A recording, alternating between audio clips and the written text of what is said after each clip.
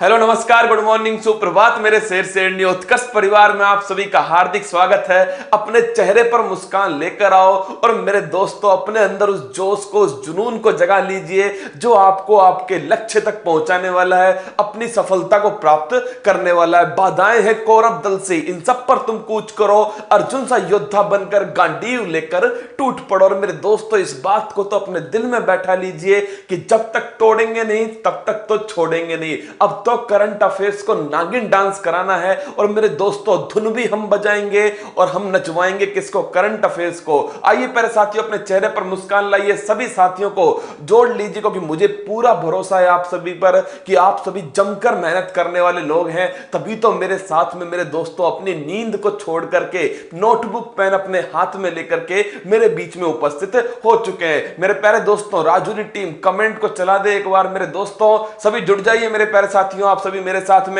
साथ में है। योगेंद्र जी हैं, राजेश जी हैं, जोधपुर का लाडला है चिम्मन सेन जी हैं, महादेव का लाडला सुरेंद्र जी, लोकेश जी, ममता जी, धर्मेंद्र जी, एसके निठारवाल, मनप्रीत जी, सीमा जी। रसगुल्ला तो जरूर खिलाऊंगा और मैं जरूर खाऊंगा रसगुल्ला। आप कितनी ही कोशिश कर लो मेरे दोस्तों, मैं आपको आपके लक्ष्य पर पहुंचाऊंगा और रसगुल्ला तो जरूर खाऊंगा। क्या? रसगुल्ला तो जरूर खाऊंगा। बबीता जी हैं, अनुज जी हैं, किरण भार्गव जी हैं, गोविंद जी हैं, इनोसेंट टावर आ चुके हैं, रजत जी हैं। आप सभी का बहुत बहुत स्वागत है इस क्लास के अंदर। सभी साथियों को मेरे दोस्तों आप खुद एक मुहिम छेड़ दीजिए, सभी साथियों को लाना है अब की बार। और मेरे दोस्तों अब की बार एग्जाम को क्या करना है? नस्ते नाबूद करना है। हरियाणा का कोई एग्जाम हुआ था मेरे लाडलों, उसमें कमेंट आया था मेरे पास कि सर लगभग 15 क्वेश्चन आपकी क्लास से सीधे के सीधे लड्डू टाइप के क्या हो गए, सीधे के सीधे टपक गए। तो आइए मेरे दोस्तों अभी तो शुरुआत है, अभी तो मेरे दोस्तों केवल शुरुआत की है, अभी पेपर आने दो, उसे तो नस्ते नाबूद करना बाकी है। तो आइए मेरे लाडलों स्टार्ट करता हूं आज की क्लास को। आप सभी का दिन बेहतर हो सके, आप जमकर मेहनत कर सके, इसी शुभकामनाओं के साथ मेरे दोस्तों देखिए आज की क्लास 25 अगस्त 2020 दैनिक समसामयिकी जो सभी प्रतियोगी परीक्षाओं के लिए मेरे कुछ साथी यहां पर नए जुड़ चुके हैं। तो मैं आपको बता दूं किसी भी एग्जाम की आप तैयारी कर रहे हो, यूपीएससी, स्टेट पीसीएस, इसके साथ में पटवार, कांस्टेबल, फर्स्ट ग्रेड, किसी भी टाइप के एग्जाम की तैयारी कर रहे हो जिसके अंदर करंट अफेयर्स और स्टैटिक का तड़का लगता हो, उसके लिए मेरे दोस्तों ये क्लास रामबाण है। क्या? रामबाण है। तो आइए देखते हैं आज की महत्वपूर्ण सुर्खियां। बुंदेलखंड में जल प्रबंधन के लिए इजराइल और उत्तर प्रदेश सरकार के बीच समझौता। गुवाहाटी में नदी के ऊपर बनी देश की सबसे लंबी रोपवे सेवा शुरू। बृहद हिमालय क्षेत्र में औद्योगिकरण और शहरीकरण के प्रभाव का अध्ययन करने के लिए ऑनलाइन अंतरराष्ट्रीय सम्मेलन का होगा आयोजन। देश भर में ट्राइब्स इंडिया का खुदरा नेटवर्क 122 आउटलेट के स्तर पर पहुंचा। आरोग्य सेतु ने ओपन एपीआई सेवा की शुरुआत की। बायर्न म्यूनिख छठी बार चैंपियंस लीग जीता। केंद्र सरकार ने दिव्यांगजनों को राष्ट्रीय खाद्य सुरक्षा अधिनियम नेशनल फूड सिक्योरिटी एक्ट के अंतर्गत लाने को कहा। जैक कॉलिस सहित 3 खिलाड़ी हुए आईसीसी हॉल ऑफ फेम में शामिल। ओडिशा सरकार ने लिंगराज मंदिर के आसपास के क्षेत्र में विकास की एकामरा क्षेत्र योजना तैयार की। कोरोना वैक्सीन पर शुरू हो रही है राष्ट्रवाद की जंग। और मेरे दोस्तों आज का मोटिवेशनल कोट, शुभ सुबह आप सोचिए अगर इस प्रकार का मोटिवेशनल कोट हमारे पास शुभ सुबह हो दोस्तों तो हमारी तैयारी करने की जो रफ्तार है वो दोगुनी हो जाएगी। देखिए लड़ाई है अब खुद से, लड़ाई है अब खुद से खुद को बदलने की। अब किसी और से लड़ाई नहीं है दोस्तों, अब खुद से लड़ाई है खुद को और बेहतर करने की, खुद को बदलने की। तो लड़ाई है अब खुद से खुद को बदलने की, खुद को और अधिक बेहतर करने की। मेरे प्यारे साथियों अब जंग किससे है? अब जंग खुद से है। हम ये ठान कर बैठ चुके हैं कि अब की बार तो जीतना है। क्या? अब की बार जीतना है। और मेरे दोस्तों हर बार खुद का रिकॉर्ड तोड़ने के लिए हम तैयार बैठे। तो खुद से लड़ाई है, किसी और से कोई कंपटीशन नहीं है दोस्तों, क्योंकि हमारा जो जुनून है, हमारा जो हौसला है, उसके सामने हमारा लक्ष्य मेरे दोस्तों इतना सा है। किसे? क्या? इतना सा नजर आएगा। तो मेरे दोस्तों उस हौसले को, उस जुनून को,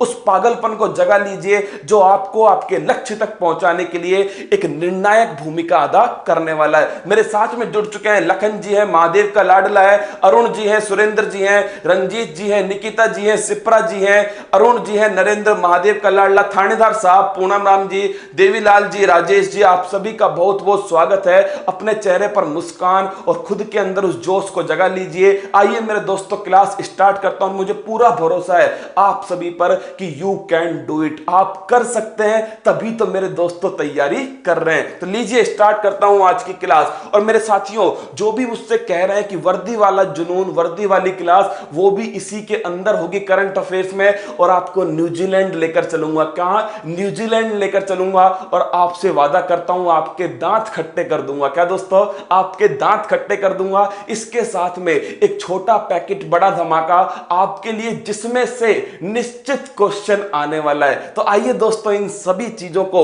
समेटने के लिए मैं आपके बीच में आ चुका हूं। हाल ही में उत्तर प्रदेश सरकार ने बुंदेलखंड क्षेत्र में जल प्रबंधन हेतु किस देश के साथ समझौता ज्ञापन हस्ताक्षरित किया है? अब देखिए मेरे साथियों, आपको यह सवाल बड़ा आसान लगने वाला है। किस सरकार ने किया है? उत्तर प्रदेश सरकार ने किया है। और उत्तर प्रदेश में आप जानते हो किसकी सरकार है दोस्तों?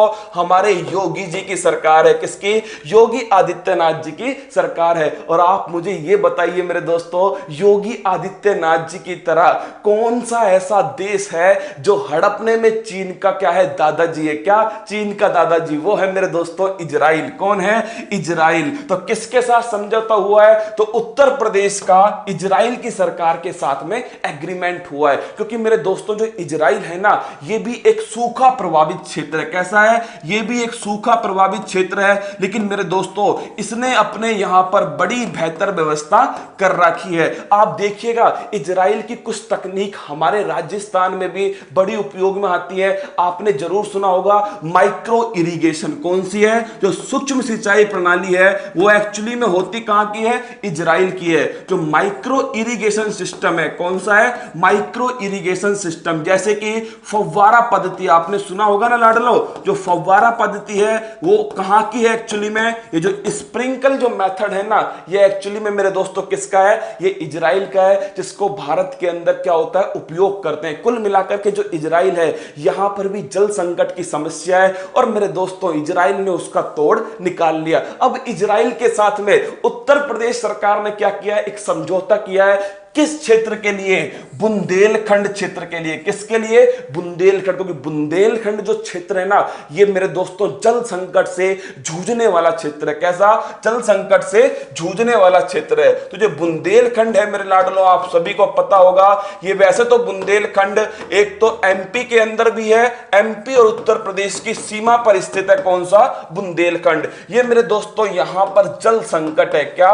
यहां पर सूखाग्रस्त है ये, और ये जल संकट है। तो बुंदेलखंड को मेरे दोस्तों क्या करना? बुंदेलखंड के अंदर जो जल संकट की जो समस्या है, इसे दूर करने के लिए एक एग्रीमेंट हुआ है। इसे क्या बोलते हैं? इसे बोलते हैं प्लान ऑफ कोऑपरेशन। क्या कहा गया है? इस समझौता ज्ञापन को बोला गया है दोस्तों प्लान ऑफ कोऑपरेशन। इसे भी ध्यान रखना, प्लान ऑफ कोऑपरेशन। और अगर आपसे पूछ ले ये एग्रीमेंट जो हुआ है वो कितने साल के लिए हुआ है, तो ये हुआ है मेरे साथियों 2 वर्ष के लिए। कितने वर्ष के लिए हुआ है? 2 वर्ष के लिए ये एग्रीमेंट किया गया है। आप ये समझ चुके होंगे किस चीज के लिए हुआ है। तो बुंदेलखंड के अंदर जो जल संकट की जो समस्या है, उसको दूर करना ही इसका उद्देश्य है। और मेरे दोस्तों, जब उत्तर प्रदेश का नाम आए तो एक योजना जरूर आनी चाहिए, और वह है छतरी योजना। कौन सी? रोजगार छतरी योजना। ये भी किसकी है? ये भी उत्तर प्रदेश की है। किसकी है साथियों? उत्तर प्रदेश की। उत्तर प्रदेश ने कोरोना से लड़ने के लिए क्या?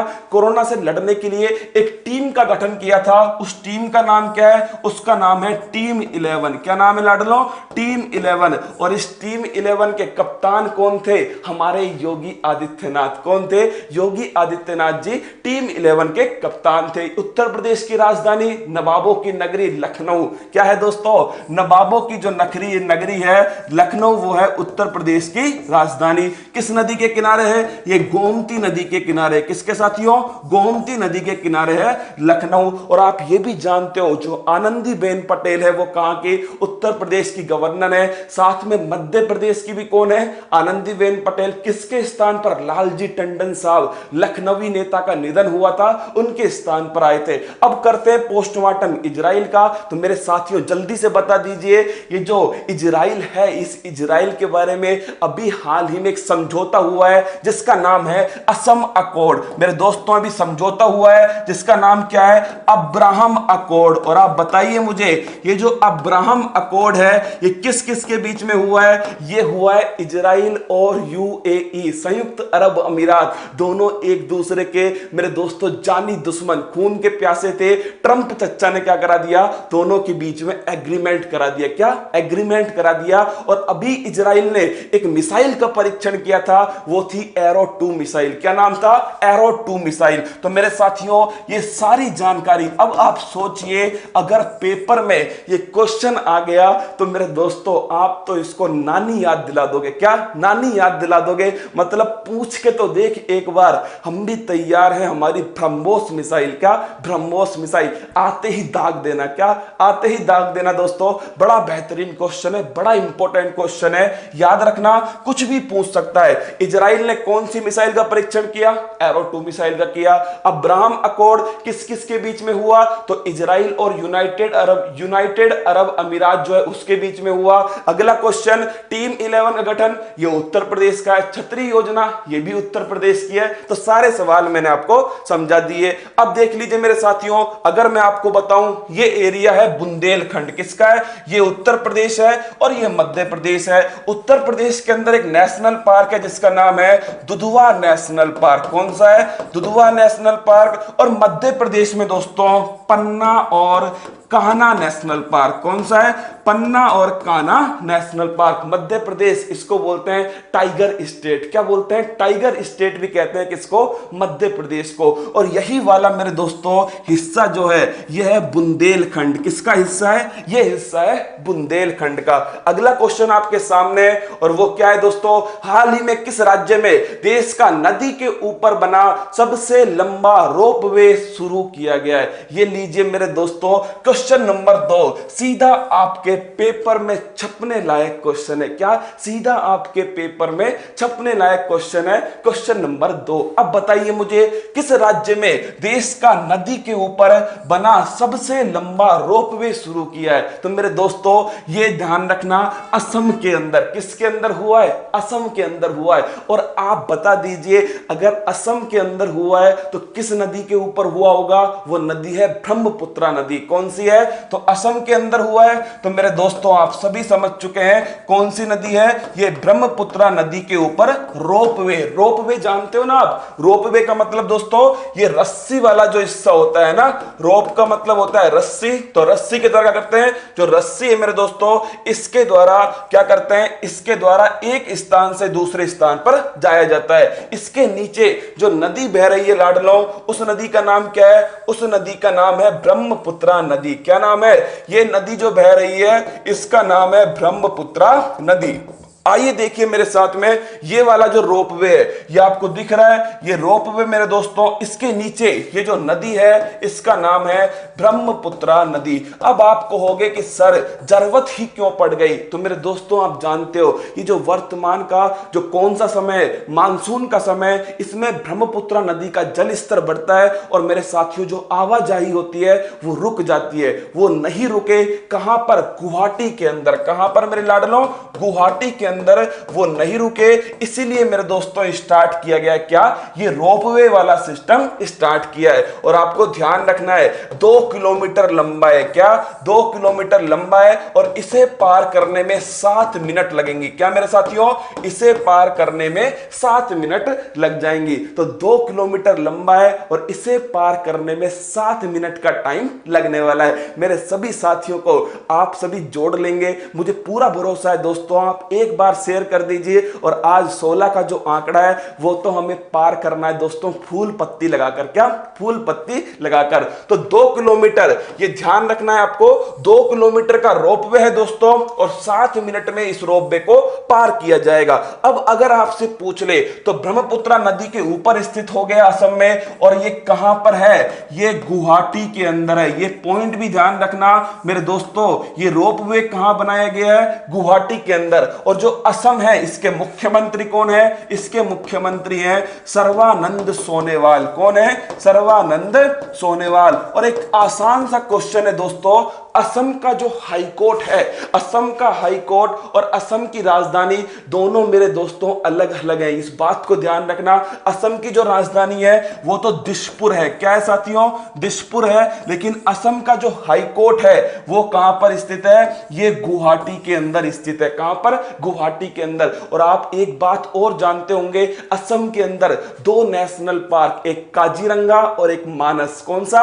काजीरंगा और मानस। तो आप मेरे दोस्तों बताइए, जो काजीरंगा नेशनल पार्क है ये भी असम के अंदर है, और जो मानस नेशनल पार्क है ये भी असम के अंदर है। और काजीरंगा किसके लिए फेमस है? एक सींग वाले गैंडों के लिए। किसके लिए? एक सींग वाले जो गैंडे होते हैं दोस्तों, उनके लिए फेमस है। कौन सा? काजीरंगा। ये बार बार क्वेश्चन पूछा गया है एग्जाम के अंदर कि जो काजीरंगा नेशनल पार्क है वो किसके लिए फेमस है? तो एक सींग वाले गैंडों के लिए फेमस है। और असम के अंदर ही दोस्तों एक मंदिर है जिसका नाम है कामाख्या माता मंदिर। कौन सा है? कामाख्या माता मंदिर। वो भी मेरे लाडलो कहां पर है? वो भी असम के अंदर है। तो कामाख्या माता मंदिर ये भी मेरे दोस्तों असम के अंदर स्थित है। अब लेकर चलता हूं आपको ब्रह्मपुत्र नदी की ओर। कहां पर? ब्रह्मपुत्र नदी की ओर। आइए मेरे साथियों चलते हैं ब्रह्मपुत्र नदी की ओर। और देखिए आप मेरे साथ में, जो ब्रह्मपुत्र नदी है ये निकलती है कहां से? ये निकलती है तिब्बत से। कहां से निकलती है? तिब्बत से निकलती है। और कुछ इस प्रकार घूमकर मेरे दोस्तों ये ऐसे बहती है। यहां पर जो है, यहां पर स्थित है नामचा बरवा। क्या स्थित है? नामचा बरवा, जो अरुणाचल प्रदेश में। तो यहां से ये भारत में मुड़ जाती है। ये तिब्बत में इसका नाम होता है सांगपो नदी। क्या नाम होता है? सांगपो नदी। इसे तिब्बत में कहते हैं। अगला क्वेश्चन अगर आपसे पूछ ले कि भाई ये जो अरुणाचल प्रदेश है यहां से ये नदी मुड़ चुकी है, और इसे असम के अंदर, कहां पर? असम के अंदर इसे कहते हैं क्या? ब्रह्मपुत्र नदी। क्या बोलते हैं? ब्रह्मपुत्र नदी असम के अंदर। और जैसे ही ये बांग्लादेश में प्रवेश करेगी, कहां पर? बांग्लादेश में प्रवेश करेगी, तो इसका नाम होता है जमुना नदी। क्या नाम होता है? जमुना नदी। और जैसे ही मेरे दोस्तों गंगा इसमें मिलती है, क्या? गंगा इसमें मिलती है, तो इसके बाद कहलाती है ये पद्मा नदी। और इसके बाद जब ये सुंदरवन डेल्टा बनाएगी, बंगाल की खाड़ी में गिर जाएगी, तो ये कहलाएगी मेघना नदी। क्या? मेघना नदी। अब आप मुझसे पूछोगे कि सर याद कैसे करें? तो ध्यान रखना, बांग्लादेश में शेख हसीना जुल्फों वाली जो है वो प्रधानमंत्री है। क्या? प्रधानमंत्री है। तो देखिए मेरे दोस्तों, जो शेख हसीना जुल्फों वाली है, शेख हसीना जुल्फों वाली क्या बन गई है? प्रधानमंत्री बन चुकी है। तो देखिए जमुना, पद्मा, मेघना, हर बार पेपर में यही क्वेश्चन पूछा गया है कि इनका सही क्रम क्या है। तो बांग्लादेश में जमुना, उसके बाद जब गंगा मिल गई तो पद्मा, और उसके बाद में दोस्तों क्या बन गया? उसके बाद में मेघना। तो जो शेख हसीना जुल्फों वाली है वो है दोस्तों क्या? वो आप ऐसा समझ लीजिए वो प्रधानमंत्री है। कहां की? बांग्लादेश की। कहां की? बांग्लादेश की। तो शेख हसीना जुल्फों वाली प्रधानमंत्री। इसी ब्रह्मपुत्र नदी पर एक द्वीप स्थित है जिसका नाम है माजुली। और ये माजुली द्वीप कहां पर है? ये असम के ऊपर है। कहां पर दोस्तों? असम के अंदर ही माजुली द्वीप है। कहां पर? ब्रह्मपुत्र नदी के ऊपर। ये सारी जानकारियां आपको पता होनी चाहिए, और मुझे पूरा भरोसा है दोस्तों कि सवाल आएगा तो आप उसे नस्ते नाबूद कर दोगे। एक मेरा दोस्त छतरी योजना के बारे में बार बार पूछ रहा है, उसे बता दूं मैं, छतरी योजना में कुछ नहीं है। आप गौर कीजिए मेरे दोस्तों, किसकी ओर? आप गौर कीजिए योगी जी की ओर। किसकी ओर? ये है हमारे योगी जी। कौन है दोस्तों? ये है हमारे योगी जी। और आप जानते हो योगी जी ने क्या लगा रखा है ऊपर, योगी जी ने मेरे दोस्तों ये छतरी योगी जी के हाथ में, क्या छतरी योगी जी के हाथ में। होता क्या एक्चुअली में, योगी जी अपने चांद को बचाने के लिए, क्या अपने चांद को ओलों से बचाने के लिए, किससे, ओलों से बचाने के लिए छतरी पहन रखी है। तो आपको ध्यान रखना है छतरी योजना कहां की है, उत्तर प्रदेश की। कहां की है, उत्तर प्रदेश की है छतरी योजना। अगला क्वेश्चन देखिए, अगला जो क्वेश्चन है, Aryabhatta research institute of observation science, इसको बोलते हैं ARIES। क्या बोलते हैं, ARIES, या फिर एरीज कहते हैं। क्या बोलते हैं, एरीज। तो Aryabhatta research institute of observation science कहां पर स्थित है, जो हाल ही में प्रस्तावित ऑनलाइन अंतरराष्ट्रीय सम्मेलन के कारण चर्चा में रही थी। ये देखिए आ गया दोस्तों एक और ताली बजाने वाला सवाल। क्या, ताली बजाने वाला सवाल। देखिए इसका आंसर क्या है, इसका आंसर है नैनीताल, उत्तराखंड, देवों की नगरी नैनीताल मेरे दोस्तों उत्तराखंड में ये एरीज जो है, कौन सा, Aryabhatta research institute of observation science. तो आर्यभट्ट रिसर्च इंस्टीट्यूट ऑफ जो ऑब्जर्वेशन साइंस है ये कहां पर स्थित है, ये स्थित है नैनीताल के अंदर। इसकी स्थापना होती है 1954 के अंदर और ये नैनीताल उत्तराखंड में स्थित है। अब आप मुझसे पूछोगे कि इस संस्थान ने क्या करवाने वाला है। ये संस्थान मेरे दोस्तों ध्यान रखना है आपको, सितंबर के अंदर, सितंबर में भी कब, 14 से 16 सितंबर के अंदर ये करवाने वाला है मेरे दोस्तों, क्या, एक ऑनलाइन अंतरराष्ट्रीय सम्मेलन। क्या, एक ऑनलाइन अंतरराष्ट्रीय सम्मेलन ये करवाने वाला है। अब आप ये पूछने वाले हो कि सर ये ऑनलाइन अंतरराष्ट्रीय जो सम्मेलन है इसका संबंध किससे होगा। तो इसका संबंध होगा दोस्तों वृहद हिमालय से। किससे, जो वृहद हिमालय हमारा है, जिसे आप क्या बोलते हो, जिसे आप ग्रेटर हिमालय बोलते हो या फिर हिमाद्री भी कहते हो। देखिए ये ज्योग्राफी का नाम है, हिमाद्री भी कहते हो, ग्रेटर हिमालय भी कहते हो। इस वृहद हिमालय के अंदर हवा की गुणवत्ता की जांच करना। क्या, इस वृहद हिमालय के अंदर हवा की जो गुणवत्ता है इसकी जांच करने के लिए यह सम्मेलन हो रहा है। फिर सुनिएगा सारी बात को, जो एरीज है, जो हमारा आर्यभट्ट रिसर्च इंस्टीट्यूट है दोस्तों, इसके द्वारा जो नैनीताल के अंदर स्थित है, कहां पर, नैनीताल के अंदर स्थित है, इसके द्वारा क्या हो रहा है, इसके द्वारा एक ऑनलाइन अंतरराष्ट्रीय सम्मेलन का आयोजन किया जा रहा है। और ये जो ऑनलाइन अंतरराष्ट्रीय सम्मेलन है ये 14 से 16 सितंबर के बीच में किया जाएगा। इसका उद्देश्य क्या होगा, इसका उद्देश्य होगा जो ग्रेटर हिमालय हमारा जो वृहद हिमालय है दोस्तों, इस वृहद हिमालय जिसे आप हिमाद्री भी कहते हो, इसका क्या करना, यहां पर हवा की जो गुणवत्ता है, हवा की जो क्वालिटी है, इसको जज किया जाएगा, इसको चेक किया जाएगा। इसके साथ में यहां पर प्रदूषण कितना है और सबसे बड़ा दोस्तों शहरीकरण का प्रभाव कितना है। क्या, हवा की गुणवत्ता और यहां पर जो शहरीकरण हो रहा है या फिर यहां पर दोस्तों जो वनों को काटा जा रहा है, शहरीकरण का प्रभाव कितना है, इसको भी यहां पर हम चेक करने वाले। अब आपके दिमाग में क्वेश्चन आना चाहिए कि सर ग्रेटर हिमालय क्या है, वृहद हिमालय क्या है। तो आइए मेरे दोस्तों लेकर चलता हूं आपको कहां पर, वृहद हिमालय की तरफ। देखिए सबसे पहले तो आप देख लीजिए जो मैंने आपको बताया 3 डेज ऑनलाइन इंटरनेशनल कॉन्फ्रेंस है, कराने वाली संस्था ARIES है जो नैनीताल के अंदर स्थित है। कब होने वाला है, 14 से 16 सितंबर के बीच में होने वाला है। ये जो वृहद हिमालय है दोस्तों, ये आप सभी जानते हो ये कहां से स्टार्ट होता है, ये स्टार्ट होता है कहां से, नंगा पर्वत से। कहां से, नंगा पर्वत जो जम्मू कश्मीर के अंदर स्थित है। कहां पर, जम्मू कश्मीर के अंदर स्थित है। तो नंगा पर्वत जम्मू कश्मीर से ये स्टार्ट होता है और मेरे दोस्तों ये कहां पहुंचता है, तो ये ध्यान रखना आपको, ये नामचा बर्मा तक है। क्या, नामचा बर्मा तक होता है, जो कहां पर स्थित है, ये अरुणाचल प्रदेश में। आपने पढ़ा होगा जो वृहद हिमालय होता है, जो ग्रेटर हिमालय है दोस्तों, ये कहां से स्टार्ट होगा, जम्मू कश्मीर के नंगा पर्वत से। कहां से, जम्मू कश्मीर के नंगा पर्वत से। और कहां तक जाएगा, अरुणाचल प्रदेश के नामचा बर्मा। क्या, अरुणाचल प्रदेश के नामचा बर्मा।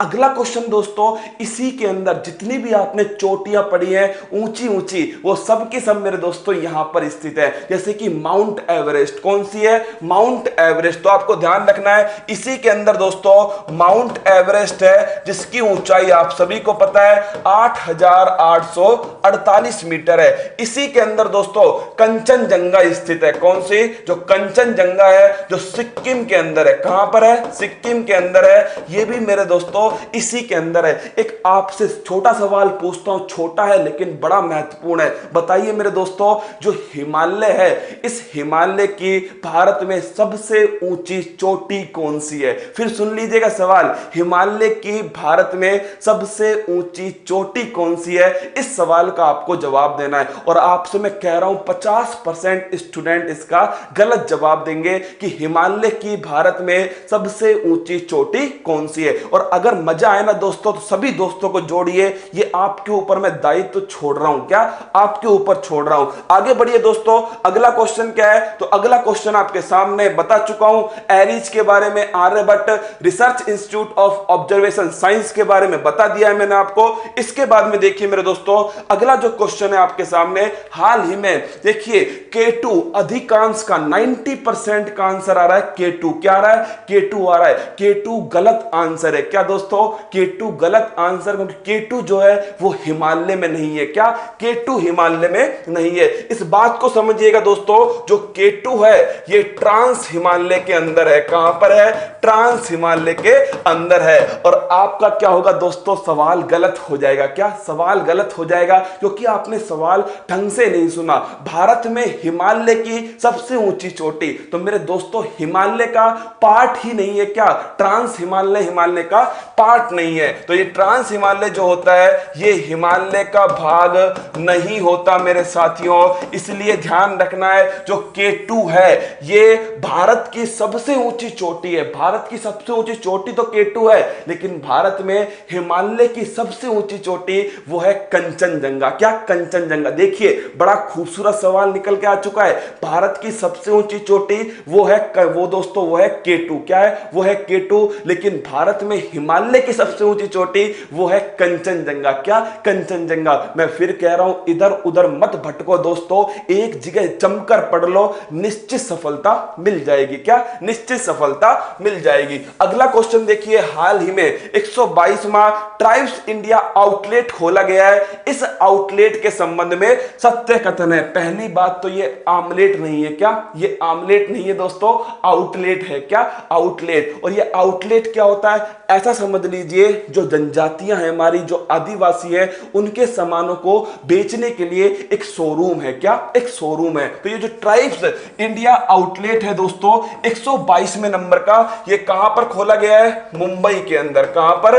मुंबई के अंदर। किसने ओपन किया है? तो मेरे दोस्तों ये ओपन जो किया है वो किया है श्री अर्जुन मुंडा ने। किसने? श्री अर्जुन जो मुंडा है इनके द्वारा ओपन किया गया है। ये श्री अर्जुन मुंडा आप जानते हो ये कौन से मंत्री हैं? ये है जनजातीय मंत्री। कौन से है? ये जनजातीय मंत्री हैं। अब आप बताइए मुझे, जो अर्जुन मुंडा साहब हैं इनके द्वारा क्या? इनके द्वारा ट्राइब्स इंडिया आउटलेट स्टार्ट किया है। बिल्कुल मेरे दोस्तों 12 का आंकड़ा हमने पार कर लिया है, लेकिन मेरे दोस्तों अभी तो 13 का शुभ आंकड़ा बाकी है और हमें तो 16 तक जाना है। क्या? हमारा लक्ष्य हिमालय दोस्तों, और हम जमकर मेहनत करेंगे, इस बार लक्ष्य को नस्ते नाबूद कर ही देंगे। तो आइए दोस्तों देखिए, मुंबई के अंदर 122वां आउटलेट खुल चुका है। अर्जुन मुंडा साहब के द्वारा इसका उद्घाटन किया गया है। अब मुझे बताइए आप, ये जो ट्राइब्स इंडिया आउटलेट है ये पहला कहां खुला था? ये पहला खुला था दिल्ली के अंदर। कहां? मफलर मैन की नगरी दिल्ली के अंदर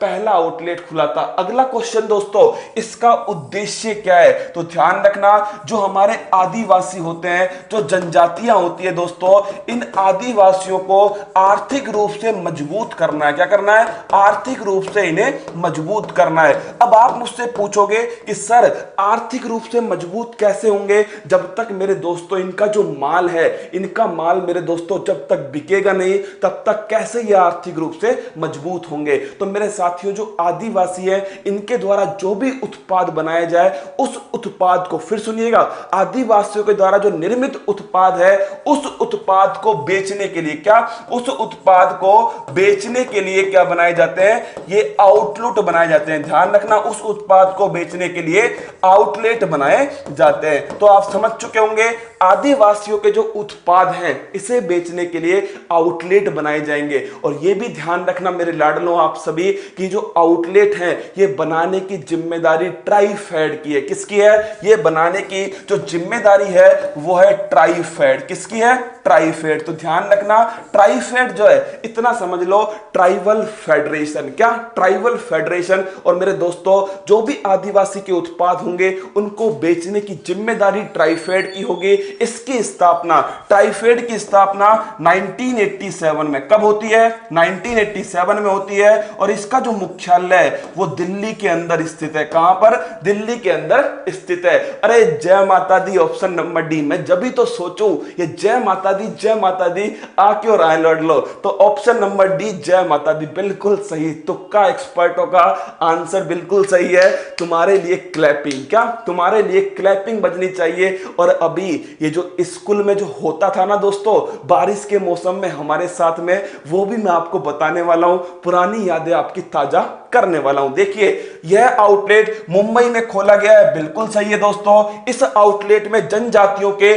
प्रतिरोधकता क्षमता बढ़ाने वाले उत्पाद उपलब्ध होंगे। बिल्कुल मेरे दोस्तों कोविड-19 का दौर है। किसका? कोविड-19 का। ट्राइफेड इस आउटलेट की नोडल एजेंसी है। तो जय माता दी ऑप्शन नंबर डी सही आंसर है। अब देखिए जो आदिवासी है इनके लिए एक दिवस बनाया जाता है, वो है विश्व आदिवासी दिवस। क्या है? विश्व आदिवासी दिवस। और बता दीजिए जल्दी से वो विश्व आदिवासी जो दिवस है वो कब बनाया जाएगा? ये बनाते हैं मेरे दोस्तों 9 अगस्त को। कब बनाते हैं? ये बनाते हैं 9 अगस्त। और देखिए 9 अगस्त को कौन कौन से दिवस होते हैं? तो भारत छोड़ो आंदोलन कब स्टार्ट हुआ? भारत छोड़ो आंदोलन 9 अगस्त 1942 को स्टार्ट हुआ। काकोरी कांड दोस्तों 9 अगस्त 1925 को काकोरी कांड होता है। काकोरी ट्रेन डकैती और उसको लूटने वाला चंद्रशेखर आजाद दोस्तों वो पकड़ में नहीं आया। किसके? अंग्रेजों के पकड़ में नहीं आया था। अगला क्वेश्चन देखिए 9 अगस्त को ही दोस्तों जो नागासाकी और हिरोशिमा है, तो जो हिरोशिमा और नागासाकी है इस नागासाकी पर बम गिरा कब? 9 अगस्त 1945। कब? 9 अगस्त 1945। और 9 अगस्त को ही बनाते हैं विश्व आदिवासी दिवस। और ये एक ऐसे आउटलेट होगा जिसमें आदिवासियों के द्वारा जो भी उत्पाद बनाया जाएगा वो सभी उत्पाद यहां पर बेचने के लिए उपलब्ध होगा। अगला क्वेश्चन आपके सामने देख लीजिए। ये सारी बातें मैंने आपको बता दी। ट्राइफेड की स्थापना 1987 में होती है, मुख्यालय दिल्ली के अंदर है और एसके चौहान जो हैं वो इसके वर्तमान अध्यक्ष हैं। अब आइए दोस्तों क्वेश्चन नंबर 5 की तरफ। और इस पर क्या कीजिएगा आप? इस पर लिख लीजिएगा, पेपर में आएगा। क्या दोस्तों? बोलो बांके बिहारी लाल की जय मेरे साथियों। तो ध्यान रखना जो क्वेश्चन नंबर 5 है इसके पेपर में आने की प्रबल संभावना है। क्या? प्रबल संभावना है पेपर में आने की। अब सुनिएगा सवाल जो है वो क्या कह रहा है कि केंद्र सरकार द्वारा आरोग्य सेतु ऐप कब लॉन्च की गई, जिसमें हाल ही में ओपन एपीआई सेवा की शुरुआत की है। सवाल ये पूछा जाएगा कि जो आरोग्य सेतु ऐप है वो कब लॉन्च किया गया। तो आरोग्य सेतु ऐप लॉन्च किया गया दोस्तों 2 अप्रैल 2020। क्या? 2 अप्रैल 2020। इसको ढंग से जैसे याद कर सको मेरे दोस्तों, उठकर बैठकर लौटकर किसे भी याद कर लो, याद कर लेना, पेपर में पूछा जाएगा आरोग्य सेतु ऐप। कौन सा? आरोग्य सेतु ऐप। आपसे पूछ ले कब लॉन्च हुआ? 2 अप्रैल 2020 में लॉन्च हुआ। इसके लगभग 15 करोड़ से अधिक मेरे दोस्तों यूजर्स हैं। क्या है? यूजर्स हैं। और आपको ध्यान रखना है कि जो आरोग्य सेतु ऐप है इसमें 24/7 क्या चाहिए आपको? ब्लूटूथ ऑन करना पड़ेगा। क्या? इसमें ब्लूटूथ ऑन करना पड़ेगा। इस पॉइंट को ध्यान रखना। और इसमें होगा क्या दोस्तों? इसमें जो कोविड-19 है इस कोविड-19 को पकड़ा जाएगा, ट्रेस किया जाएगा। क्या? कोविड-19 की इसमें ट्रेसिंग होने वाली है। मतलब कि यह पता लगने वाला है दोस्तों कि आपके अंदर वो लक्षण है या नहीं, किसके? कोविड-19 का। तो बड़ा बेहतरीन सवाल है कि जो आरोग्य सेतु ऐप है इसके बारे में 2 अप्रैल 2020 को इसको लॉन्च किया गया। अगला क्वेश्चन दोस्तों 15 करोड़ से अधिक यूजर्स हैं इसके अंदर, 24/7 ब्लूटूथ जो है दोस्तों इसमें ओपन चाहिएगा। और अगला क्वेश्चन क्या क्या है, कोविड-19 जो है इसकी ट्रेसिंग करने में इसका उपयोग होता है। क्या, कोविड-19 की ट्रेसिंग में इसका उपयोग होता है। अब मेरे साथियों आपसे ये पूछ ले कोई कि अभी हाल ही में आरोग्य सेतु ऐप ने एक सेवा स्टार्ट की है जिसका नाम है ओपन एपीआई सेवा। आप कहोगे सर ये एपीआई क्या है, इसका पोस्टमार्टम कर दीजिए। मैं कहूंगा ये हमारा जन्मसिद्ध अधिकार है। क्या, जन्मसिद्ध अधिकार है। देखिए एपीआई की बात करूं, किसकी दोस्तों, एपीआई। तो एपीआई का मतलब होता है एप्लीकेशन प्रोग्राम इंटरफेरेंस। क्या, एप्लीकेशन दोस्तों इसकी फुल फॉर्म क्या है, तो इसकी फुल फॉर्म है एप्लीकेशन प्रोग्राम इंटरफेरेंस। अब आप मुझसे कहोगे ये एप्लीकेशन प्रोग्राम इंटरफेरेंस होता क्या है, तो मेरे लाडलों ध्यान रखना, कोविड-19 संबंधित जो हमारे पास आंकड़े हैं आरोग्य सेतु ऐप में, कहां पर 13 का आंकड़ा मेरे दोस्तों बिल्कुल आप सभी ने पा लिया है। और मेरे दोस्तों अभी तो शुरुआत है। क्या, अभी तो शुरुआत है, आप तो इसे 16 पर ले जाने वाले हो। क्या, 16 पर। मैं आपसे फिर कह रहा हूं दोस्तों, रिवीजन क्लास भी यहीं पर लूंगा और मेरे साथियों जो वर्दी का जुनून है वो भी यहीं पर होगा। न्यूजीलैंड भी यहीं घुमाने ले चलूंगा, बचपन की यादें भी यहीं याद कराऊंगा। मां का सुदर्शन चक्र जो चप्पल दोस्तों घूमकर आती थी वो भी यहीं पर आएगी और उसके साथ में एक और छोटा पैकेट बड़ा धमाका वो भी आपके लिए। सुनिएगा सारी बातें। देखिए एप्लीकेशन प्रोग्राम इंटरफेरेंस, इसकी अगर बात करूं तो देखिए आरोग्य सेतु के पास में, क्या, आरोग्य सेतु के पास में जो हमारी स्थिति है, मतलब जो हमारे हेल्थ की स्थिति है वो किसके पास में होती है, हमारे स्वास्थ्य की जो स्थिति है मेरे दोस्तों ये होती है आरोग्य सेतु ऐप के अंदर। तो आरोग्य सेतु ऐप जो है इस स्थिति को किसको देगा, इसको दे देगा मेरे दोस्तों जो कंपनी है इनको देगा। क्या, कंपनी को देने वाला है आरोग्य सेतु अपने स्वास्थ्य की स्थिति को। अगला क्वेश्चन क्या है, चलो दे दिया भाई स्थिति को, कंपनी क्या करेगी मेरे दोस्तों, कंपनी इसका यूज करेगी। मतलब कि जो आरोग्य सेतु ऐप के अनुसार अच्छी स्थिति में होगा उसको मेरे दोस्तों कंपनी काम पर बुला लेगी। कहने की बात यह है कोविड-19 के साथ जीना होगा दोस्तों, और जीने के साथ में क्या, अपना कामकाज करना होगा। क्या है, कोविड-19 जो है इस कोविड-19 के साथ में जीना होगा। क्या, कोविड-19 के साथ में जीना होगा, यही मेरे दोस्तों क्या है इसका उद्देश्य है। क्या है, उद्देश्य है। और इसके लिए ये कंपनी क्या करेंगी, ये कंपनियां मेरे दोस्तों ये जो ये डाटा होगा आरोग्य सेतु ऐप का इसका उपयोग करेगी और जो आने में सक्षम होगा दोस्तों उसे कहां पर बुला लेगी, अपने यहां पर काम करने बुला लेगी। तो यह है आरोग्य सेतु, लेकिन बिना उस कर्मचारी की अनुमति के नहीं देगी। आप ऐसा मत सोचिए बिना अनुमति के दे देगी, परमिशन लेनी पड़ेगी। किससे, उस कर्मचारी से परमिशन लेनी पड़ेगी। तो इसका आंसर क्या है, इसका आंसर है 2 अप्रैल 2020। अगला क्वेश्चन देखिए, यह है आरोग्य सेतु ऐप। अगला क्वेश्चन है मेरे दोस्तों आपके सामने, वो है हाल ही में किसने यूईपीए चैंपियंस लीग का खिताब जीता है। पहली बात तो ये यूईएफए है दोस्तों। अच्छा क्वेश्चन है, क्वेश्चन नंबर 6। क्या, क्यों अच्छा है, मैं आपसे क्यों कह रहा हूं कि ये क्यों अच्छा है यूईएफए, इसका कारण मेरे दोस्तों ये है कि ये जो चैंपियन लीग है ना, इस चैंपियन लीग में जो सोचा था ना वो नहीं हुआ, दूसरी टीम जीत गई। क्या, दूसरी टीम जीत गई। देखिए बायर्न म्यूनिख जो है ये मेरे दोस्तों चुनाव, ये जो है बायर्न म्यूनिख ये चैंपियंस लीग जीत चुकी है। क्या, चैंपियंस। पहली बात तो कौन कराता है इसको कराता है यूईएफए। इसकी फुल फॉर्म क्या है, तो इसकी फुल फॉर्म है यूनियन ऑफ यूरोपियन, क्या, union of European football association. क्या है, union of European football association. अब आप मुझसे पूछोगे कि जो चैंपियंस लीग है ये बायर्न म्यूनिख ने जीता है, और म्यूनिख, ये म्यूनिख कहां पर है, ये म्यूनिख है दोस्तों जर्मनी के अंदर। कहां पर है ये स्थित है जर्मनी के अंदर। जल्दी से बताइए जर्मनी की चांसलर कौन है, विश्व की सबसे मजबूत महिला एंजेला मर्केल। क्या, एंजेला मर्केल जर्मनी की चांसलर है। अगला क्वेश्चन आपके सामने दोस्तों वो क्या है कि चलो बायर्न म्यूनिख ने ये जीत लिया, अब आपसे पूछ ले किसको हराकर जीता है, तो ये हराया है पेरिस सेंट जर्मन। और ध्यान रखना ये फ्रांस का क्लब है। क्या है, एक फ्रांस का मेरे दोस्तों क्लब है पेरिस सेंट जर्मन। और इस क्लब में खेलते हैं नेमार। कौन खेलते हैं? नेमार, जो कि वर्ल्ड के फुटबॉल के वर्तमान में सर्वश्रेष्ठ खिलाड़ी है। क्या? वर्ल्ड के फुटबॉल में सर्वश्रेष्ठ खिलाड़ी है नेमार। वैसे तो ब्राजील के हैं, कहां के? ब्राजील के, लेकिन खेलते किससे? पेरिस सेंट जर्मन से। और ये हार गए दोस्तों। क्या हार गए? इसीलिए मैं आपसे कह रहा हूं, जिसके जीतने की उम्मीद थी वो नहीं जीता, और जीत गया कौन? बायर्न म्यूनिख जीत गया। अब आप मुझे बताइए कि नेमार जो है वो पेरिस सेंट जर्मन से खेलते हैं और 1-0 से, कैसे? ये 1-0 से खिताब जीता है किसने?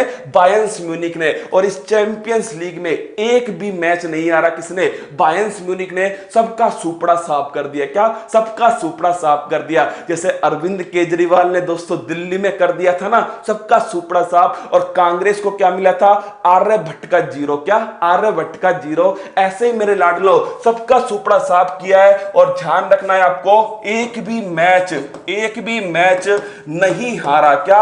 एक भी मैच दोस्तों नहीं हारा। कौन? ये जो बायर्न म्यूनिख है, इस पूरे श्रृंखला के अंदर एक भी मैच नहीं हारा। बार्सिलोना की बात करूं, ये बार्सिलोना जो है आप जानते हो ये स्पेन का है और इससे खेलते हैं लियोनेल मेसी। कौन? लियोनेल जो मेसी है वो खेलते हैं बार्सिलोना से। किससे? बार्सिलोना से। अब आइए दोस्तों, उस समय पर आ चुके हैं हम जहां पर मैं आपके सामने क्वेश्चन नंबर 7 ला रहा हूं। क्वेश्चन नंबर 7 हर एग्जाम में आने वाला क्वेश्चन है, सीधा पूछ लेगा। किसके बारे में?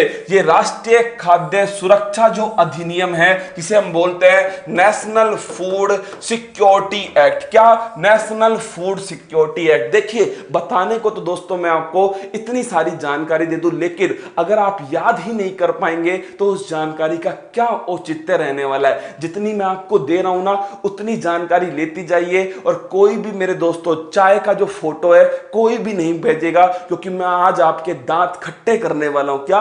दांत खट्टे करने वाला हूं। ये आपसे मेरा वादा रहा। क्या दोस्तों? आपसे वादा रहा। तो आइए मेरे साथ में जुड़ जाइए, इस कारवा में शामिल हो जाइए, क्योंकि ये जो कारवा है ना, सीधा दिल से चलता है और सीधा दिल के अंदर जाएगा। क्या? दिल के अंदर जाएगा। और जब तक तोड़ेंगे नहीं तब तक तो छोड़ेंगे नहीं। क्या? छोड़ेंगे नहीं दोस्तों। आइए, हाल ही में केंद्र सरकार ने दिव्यांगजनों को राष्ट्रीय खाद्य सुरक्षा अधिनियम नेशनल फूड सिक्योरिटी एक्ट के अंतर्गत लाने को कहा है। किसको? जो दिव्यांगजन भाई हैं हमारे, उनको लाने को कहा है। देश में खाद्य सुरक्षा को सुनिश्चित करने के लिए इस अधिनियम को अधिनियमित किया गया। कब किया गया?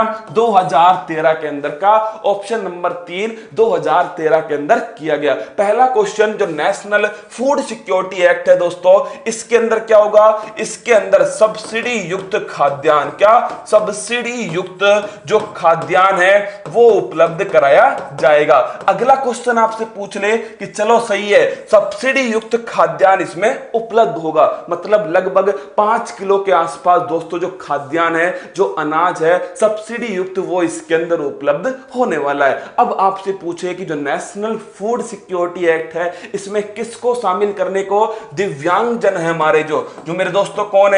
जो हमारे दिव्यांगजन है, मतलब कि जो विकलांग लोग हैं, दिव्यांगजन हैं, उनको शामिल करने के लिए कहा गया है। अब देखिए, आपसे एक सवाल और पूछा जाएगा कि चलिए आपकी बात को हमने मान लिया, लेकिन मेरे दोस्तों जिनका नेशनल फूड सिक्योरिटी एक्ट में नाम नहीं है, उनको कहां पर शामिल करेंगे? उनको शामिल करेंगे आत्मनिर्भर भारत पैकेज में। किसमें? आत्मनिर्भर भारत पैकेज। और मेरे दोस्तों, इसकी आप जानते हो सबसे बड़ी बात क्या है कि इसके लिए कोई राशन कार्ड नहीं चाहिए। क्या? इसके लिए राशन कार्ड नहीं चाहिए। इस पॉइंट को ध्यान रखना। आत्मनिर्भर जो भारत पैकेज है ना, इसके लिए राशन कार्ड नहीं चाहिए। लेकिन यह योजना दोस्तों 31 अगस्त को समाप्त हो रही है। क्या? मई में स्टार्ट हुई थी, 31 अगस्त को यह योजना समाप्त हो रही है। और यह एक समस्या है। क्या दोस्तों? यह एक समस्या है कि 31 अगस्त को यह योजना समाप्त हो रही है। इसीलिए कह रही है सरकार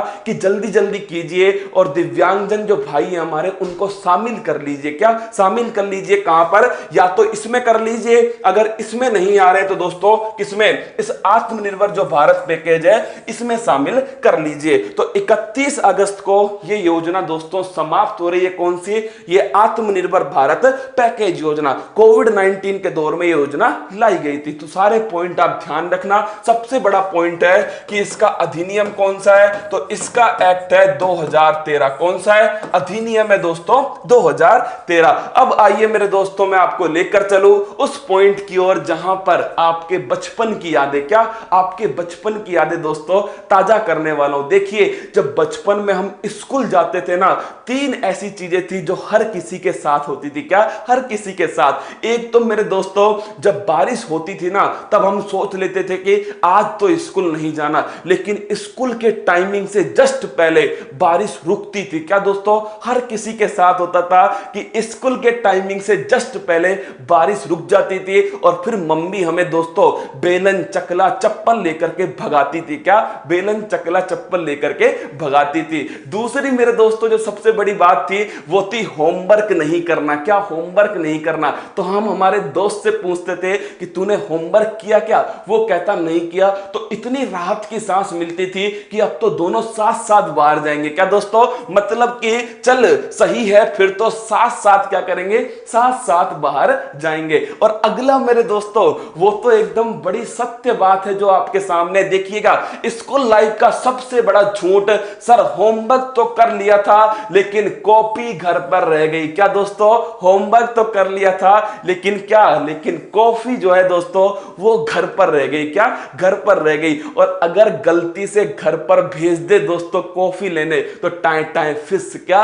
होमवर्क किया ही नहीं था तो कॉपी घर पर रहे नहीं रहे कोई फर्क नहीं पड़ता। ये बारिश बड़ी बेवफा है दोस्तों। बिल्कुल सही पकड़ लिया आपने, ये बारिश बड़ी बेवफा है। अगर दोस्तों ये स्कूल की बातें आपको भी याद आई हो जो मैंने आपको बताई है, आपके संग भी ऐसा हुआ हो, तो मुझे दोस्तों अभी चाहिए एक बार शेयर। क्या? एक बार शेयर कीजिए। मैं आपको आगे लेकर चलता हूं अगले क्वेश्चन की तरफ। देखिए, हाल ही में आईसीसी ने किस दक्षिण अफ्रीकी खिलाड़ी को हॉल ऑफ फेम की श्रेणी में शामिल किया है? अब देखिए दोस्तों, क्वेश्चन बड़ा जबरदस्त है और उस खिलाड़ी का नाम क्या है? उसका नाम है जैक कालिस। क्या नाम है? उस खिलाड़ी का नाम है जैक कालिस। और आपको एक बात बताऊं दोस्तों, हॉल ऑफ फेम का मतलब क्या है? कि जो बहुत ही महान खिलाड़ी रहे। क्या? इतना समझ लीजिए, भारत से इसमें सचिन तेंदुलकर भी शामिल हुए पिछले वर्ष। कब? 2019 में दोस्तों इसमें भारत से जो मास्टर ब्लास्टर है सचिन तेंदुलकर, वो शामिल हुए हॉल ऑफ फेम में। और मैं आपको बताऊंगा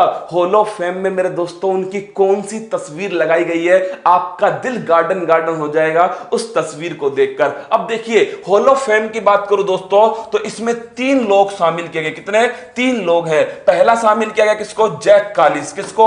जैक कालिस। ये वो बंदा है दोस्तों जो भारत की टीम से कभी आउट नहीं हुआ। क्या? भारत की टीम से जैक कालिस कभी भी आउट नहीं हुआ। ये दीवार है दोस्तों। क्या? दीवार थी दक्षिण अफ्रीका की। कहने की बात ये रन भी बनाता है बंदा और ये विकेट भी लेता है। ये एकमात्र खिलाड़ी है विश्व का जिसने 10,000 रन बनाए। कितने? जिसने 10,000 रन बनाए दोस्तों। और इतने रनों के साथ में 250 से अधिक विकेट भी लिए। क्या? 250 से अधिक विकेट लिए। ऐसा करने वाला ये पूरे विश्व का एकमात्र खिलाड़ी है जैक कालिस। क्या? जैक कालिस। इसे बोलते हैं ऑलराउंडर। क्या बोलते हैं दोस्तों? इसे कहते हैं ऑलराउंडर या फिर हरपन मौला। क्या? हरपन मौला। जैसे रामविलास पासवान है ना दोस्तों, जो हमारे कौन से मंत्री हैं? उपभोक्ता मंत्री हैं, जो मानसून मंत्री की तरह है। मतलब कि जौन सी पार्टी जीतेगी हम तो उसी के साथ है। क्या? हम तो उसी के साथ है। हरफन मौला टाइप के। ऐसे ही है दोस्तों। कौन है? ऐसे ही है जैक कालिस। कौन? जैक कालिस। तो ध्यान रखना, 10,000 रन और 250 विकेट लेने वाले विश्व के एकमात्र खिलाड़ी। क्वेश्चन अगर ये नहीं आया ना तो क्वेश्चन ये आएगा। क्या? ये आएगा कि भाई ऐसे कौन से खिलाड़ी हैं जिन्होंने 10,000 रन बनाए और साथ में 250 विकेट भी लिए? वो है मेरे दोस्तों जैक कालिस। इसके साथ में दूसरे खिलाड़ी कौन है? ये कहां के हैं? ये दक्षिण अफ्रीका के। कहां के दोस्तों? दक्षिण अफ्रीका के। दूसरे खिलाड़ी कौन है लाडलो? दूसरे खिलाड़ी का नाम ध्यान रखना है आपको। उनका नाम क्या है साथियों? जहीर अब्बास। क्या नाम है? जहीर अब्बास उनका नाम है। और आप बताइए मुझे जल्दी से, जहीर अब्बास जो है ये मेरे दोस्तों कहां के हैं? ये पाकिस्तान के। कहां के?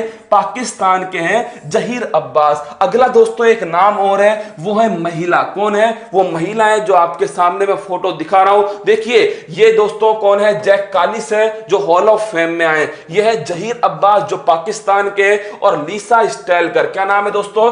इनका नाम है लीसा स्टॉलकर। तो ध्यान रखना है, जो लीसा स्टॉलकर है यह है कहां की, ये ऑस्ट्रेलिया की है। कहां की है? ये ऑस्ट्रेलिया की है। और आपको बता दूं दोस्तों, लगभग 2.5 साल तक, कितना, लगभग 2.5 साल तक विश्व के नंबर 1 ऑलराउंडर कौन रही है? वो रही है लिसा स्टोलकर। कौन? लिसा स्टोलकर। देखिए, साउथ अफ्रीका के दोस्तों जैक कालिस, पाकिस्तान के जहीर अब्बास और ऑस्ट्रेलिया की, कहां की है ये ऑस्ट्रेलिया की है। कौन? लिसा स्टोलकर। और मैं आपसे कह चुका हूं, ये दोनों क्या है? ये दोनों की दोनों ऑलराउंडर है। क्या है? ये दोनों की दोनों ऑलराउंडर है। अब देखिए, 3 लोगों को मिल चुका है, टोटल हो चुके हैं संख्या, टोटल हो चुकी है 93। कितने?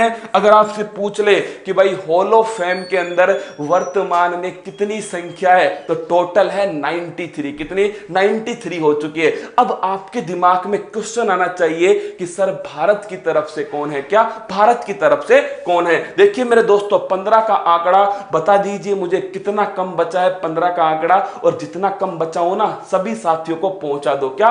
पहुंचा दो। देखिए आपके सामने है कि इंडिया की तरफ से कौन कौन को मिला है, तो विशन सिंह वेदी 2009 में, सुनील गावस्कर 2009 में, कपिल देव मेरे दोस्तों 2009 में, अनिल कुंबले 2015 में, राहुल द्रविड़ 2018 में और सचिन तेंदुलकर 2019 में। तो टोटल मेरे दोस्तों 6 खिलाड़ी हैं किसकी तरफ से?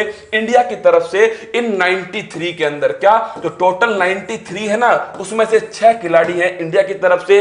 विशन सिंह वेदी है दोस्तों, सुनील गावस्कर हैं, कपिल देव हैं, अनिल कुंबले हैं, राहुल द्रविड़ हैं और सचिन तेंदुलकर। और इन्हें पिछले वर्ष ही शामिल किया गया क्या? इस हॉल ऑफ फेम में। और देखिए मेरे दोस्तों, ये वो फोटो है जो हॉल ऑफ फेम में आई है। क्या? जो आपके और मेरे दिल का दोस्तों गर्व है, जो प्राइड है, वो ये फोटो आपके सामने। कुछ याद आ रहा है आपको? 2011 का वानखेड़े स्टेडियम में वो मैच दोस्तों, जिसमें महेंद्र सिंह धोनी माही ने विनिंग छक्का लगाया था और मेरे दोस्तों वो हेलीकॉप्टर शॉट ने भारत को वर्ल्ड कप दिलाया था। क्या? World cup. आप सोचिए उस खिलाड़ी के बारे में जो कि वर्ल्ड का सर्वश्रेष्ठ क्रिकेट का खिलाड़ी है, भगवान है, लेकिन दोस्तों एक भी वर्ल्ड कप उसके नाम नहीं था। क्या? एक भी वर्ल्ड कप उसके नाम नहीं था। और ये उसका फाइनल वर्ल्ड कप था। आप सोचकर देखिए, ये उसका फाइनल वर्ल्ड कप था और इसमें दोस्तों सचिन तेंदुलकर ने क्या किया? वो वर्ल्ड कप जीता। और ये जो आपको दिख रहा है ना फोटो, जब इन्हें कंधों पर बैठाकर क्या पूरा वानखेड़े स्टेडियम घुमाया गया था दोस्तों, क्या गजब का नजारा था। हर किसी की आंख में आंसू था। क्या? हर किसी की आंख में आंसू था। यह 2011 का वानखेड़े स्टेडियम में दोस्तों, जब भारत ने वर्ल्ड कप जीता। क्या? भारत ने दूसरी बार वर्ल्ड कप जीता। लेकिन मेरे साथियों, जो सचिन तेंदुलकर हैं, इनके समय पहली बार, क्या इनके समय पहली बार वर्ल्ड कप जीता गया। इससे पहले 1983 में कपिल देव ने जीता था क्या? World cup. और मेरे दोस्तों, इनको कंधे पर उठाया था। और ये जो समय है ना, ये जो पल था, इस पल को बोलते हैं हॉल ऑफ फेम। क्या? Hall of fame. ये वो पल है दोस्तों जो आपके सामने। अगला क्वेश्चन आपके सामने जो लेकर आया हूं, देखिए बड़ा बेहतरीन क्वेश्चन है। हाल ही में लिंगराज मंदिर के आसपास के क्षेत्र के विकास हेतु ओडिशा सरकार ने कौन सी योजना शुरू की? देखिए कौन सा है? वो है लिंगराज मंदिर। पहला क्वेश्चन, तो ये कहां पर स्थित है? तो ये स्थित है ओडिशा के अंदर। कहां पर? ओडिशा के अंदर। ओडिशा में भी कहां पर दोस्तों? भुवनेश्वर के अंदर। कहां पर स्थित है? भुवनेश्वर के अंदर स्थित है। और मैं आपको बता दूं इस योजना का नाम क्या है, आप खुद समझ जाएंगे। पहले कंसेप्ट समझ लीजिए। क्या कंसेप्ट समझ लीजिए? जो भुवनेश्वर के आसपास का जो इलाका है दोस्तों, उसको बोलते हैं एकामरा। कौन सा बोलते हैं? इसे कहते हैं एकामरा क्षेत्र। और मेरे दोस्तों क्यों कहते हैं, तो आपको ध्यान रखना, यहां पर एक मंदिर है जिसका नाम है लिंगराज मंदिर। क्या नाम है इसका? इसका नाम है दोस्तों लिंगराज मंदिर। और ध्यान रखना, इसमें जो भगवान लिंगराज हैं, कौन है? जो भगवान मेरे दोस्तों लिंगराज हैं, इन्हें कहते हैं कि इनका संबंध था आम के वृक्ष से। किससे?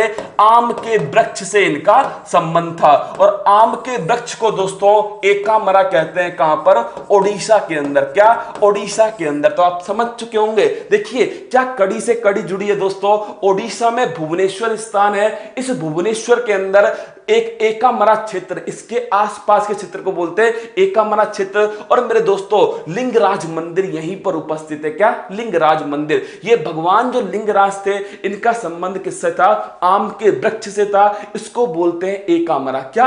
एकामरा। तो इसका आंसर क्या है? इसका आंसर है एकामरा क्षेत्र योजना। एक्चुअली में दोस्तों ये योजना क्या है, लिंगराज मंदिर क्या है, उसकी क्या खास विशेषताएं, और दो ऐसी बातें जब आप देखने जाओ ना उस मंदिर को, तो आप दोस्तों अपने जो आसपास हो उन्हें इंप्रेस करने के लिए वो दो बातें बता सकते हो। मैं आपसे वादा करता हूं, अपने दिल की बात कहनी हो ना दोस्तों, तो वो दो बातें कहना और लिंगराज मंदिर के अंदर कहना, समझ लेना काम हो जाएगा। क्या काम हो जाएगा? सुनिएगा क्या बात है। देखिए मेरे अंदर दोस्तों, ये है वो मंदिर। क्या जैसे ऐसे कोई मंदिर है और इस मंदिर के आसपास, क्या इस मंदिर के आसपास का जो क्षेत्र है दोस्तों, इस क्षेत्र में क्या करना है, हमें विकास करना है। क्या करना है? विकास करना है। इसके लिए योजना लाई गई है। और ये दोस्तों किसको समर्पित है? ये भगवान शिव। किसको समर्पित है? ये भोलेनाथ को समर्पित है। किसको दोस्तों? भोलेनाथ को समर्पित है लिंगराज मंदिर। अब आप मुझसे पूछोगे कि सर ओडिशा के बारे में और क्या है, तो नवीन पटनायक दोस्तों यहां के क्या है? नवीन पटनायक यहां के मुख्यमंत्री हैं। अब आपको अगर पूछ ले कि भाई बताइए कि इसमें क्या खास विशेषता है, तो देखिए ये आपके सामने ओडिशा का लिंगराज मंदिर। बताइए दोस्तों 15 का आंकड़ा हो चुका है या नहीं हो चुका है? कहां पर है 15 के आंकड़े में? जल्दी बताइए मेरे साथियों। अब देखिए बिल्कुल मेरे दोस्तों 15 का आंकड़ा छू लिया है, लेकिन आज तो हमारा लक्ष्य 16 का है। क्या दोस्तों? 16 का है। लालची फूल पत्ती वाली क्लास है, लेकिन दोस्तों जब पेपर में सवाल आएगा ना, तब आपको ये फूल पत्ती वाली क्लास दिल से याद आएगी। क्या दिल से याद आएगी? ये मैं आपसे वादा करता हूं। देखिए ये जो लिंगराज मंदिर का फोटो आपके सामने, इसमें सबसे बड़ी बात देखिए, ये जो मेरे दोस्तों जो शिखर है, क्या है? ये जो शिखर है, इस शिखर के ही छोटी सी फोटोकॉपी, क्या इस शिखर की छोटी सी फोटोकॉपी शिखर के ऊपर ही है। देखिएगा मतलब ये फोटोकॉपी किसकी है? ये फोटोकॉपी मेरे दोस्तों शिखर की है। और ये कहां पर स्थित है? इसके खुद के शिखर के ऊपर है। मतलब कि इस मंदिर के जो शिखर है उसकी छोटी सी फोटोकॉपी इसके शिखर के ऊपर है। क्या इसके शिखर के ऊपर है? समझ चुके होंगे पहली विशेषता। ये जो मंदिर है दोस्तों, इस मंदिर का जो ये शिखर है, इसके ऊपर एक छोटा सा क्या है? छोटा सा ये जो पूरा शिखर है, इसकी फोटोकॉपी या फिर मैं कह दूं इसकी प्रतिकृति उपस्थित है। क्या इसकी प्रतिकृति उपस्थित है? और दूसरा जो सबसे बढ़िया पॉइंट है दोस्तों, वो ये है कि ये मंदिर कितना, लगभग 55 मीटर ऊंचा है, लेकिन मेरे दोस्तों ये देखने में जितना बड़ा लगता है उतना बड़ा है ही नहीं। क्या जितना बड़ा, ध्यान रखना, जितना बड़ा मेरे दोस्तों ये देखने में लगता है उतना ये है ही नहीं। मतलब बड़ा देखने में लगता है उतना नहीं है दोस्तों। इसे कहते हैं दृष्टि भ्रम। क्या बोलते हैं? इसे कहते हैं दृष्टि भ्रम। और आपको पता है दोस्तों ये क्यों होता है? ये होता है इसके आसपास जो ये बादल है ना, उनके कारण ऐसी स्थिति होती है। ऐसी स्थिति ताजमहल में भी होती है। क्या ताजमहल में होती है? कभी देखने जाओ ना ताजमहल को, तो मेरे दोस्तों देखना जब आप उसके पास जाओगे, क्या पास जाओगे, तो चीज बड़ी होनी चाहिए, लेकिन मेरे दोस्तों ताजमहल छोटा होता जाएगा। क्या ताजमहल छोटा होता जाएगा? क्योंकि आपको बादल दिखते जाएंगे। क्या बादल दिखते जाएंगे तो उसके अंदर ताजमहल छोटा छोटा नजर आने लगेगा। इसे कहते हैं दृष्टि भ्रम। क्या बोलते हैं? दृष्टि भ्रम कहते हैं, जो आपको लिंगराज मंदिर के अंदर देखने को मिलेगा। भगवान शिव को समर्पित है। किसको दोस्तों? भगवान शिव को समर्पित है लिंगराज मंदिर। और मुझे बताइए ओडिशा के अंदर कुछ और मंदिर आपको याद आते हैं? तो मेरे दोस्तों पहला मंदिर जो ओडिशा में आपको याद आएगा वो है सूर्य कोणार्क मंदिर। कौन सा है? सूर्य का कोणार्क मंदिर। और दूसरा मेरे दोस्तों याद आना चाहिए आपको पुरी का जगन्नाथ मंदिर। कौन सा है? पुरी का जगन्नाथ मंदिर। और अभी हाल ही में चर्चा में रहे पहला पॉइंट तो मेरे दोस्तों जो कोणार्क मंदिर है, यहां पर सौर ऊर्जा पर बल दे रहे हैं। क्या? सौर ऊर्जा पर बल दे रहे हैं। और जगन्नाथ मंदिर में जो जगन्नाथ यात्रा थी दोस्तों, जो रथ यात्रा थी, इस रथ यात्रा को एक बार सुप्रीम कोर्ट ने रोक दिया था, लेकिन बाद में दोस्तों इसकी अनुमति मिल गई थी। इस प्रकार तैयारी करो जमकर दोस्तों, जिससे कोई भी पॉइंट क्वेश्चन में पूछ लिया जाए आप उसे नस्ते नाबूद कर सको। क्या आप उसे नस्ते नाबूद कर सको? और मेरे दोस्तों जो अगला क्वेश्चन है ना, वो ऐसा क्वेश्चन है जो आपकी आंखें खोल देगा। क्या आपकी आंखें खोल देगा? जिसके दिमाग में भी ये क्वेश्चन होना कि भाई वैक्सीन बनने वाली है कोरोना की, क्या कोरोना की वैक्सीन बनने वाली है, लेकिन मेरे दोस्तों बनने के बाद क्या गरीब देशों को वो उपलब्ध हो पाएगी?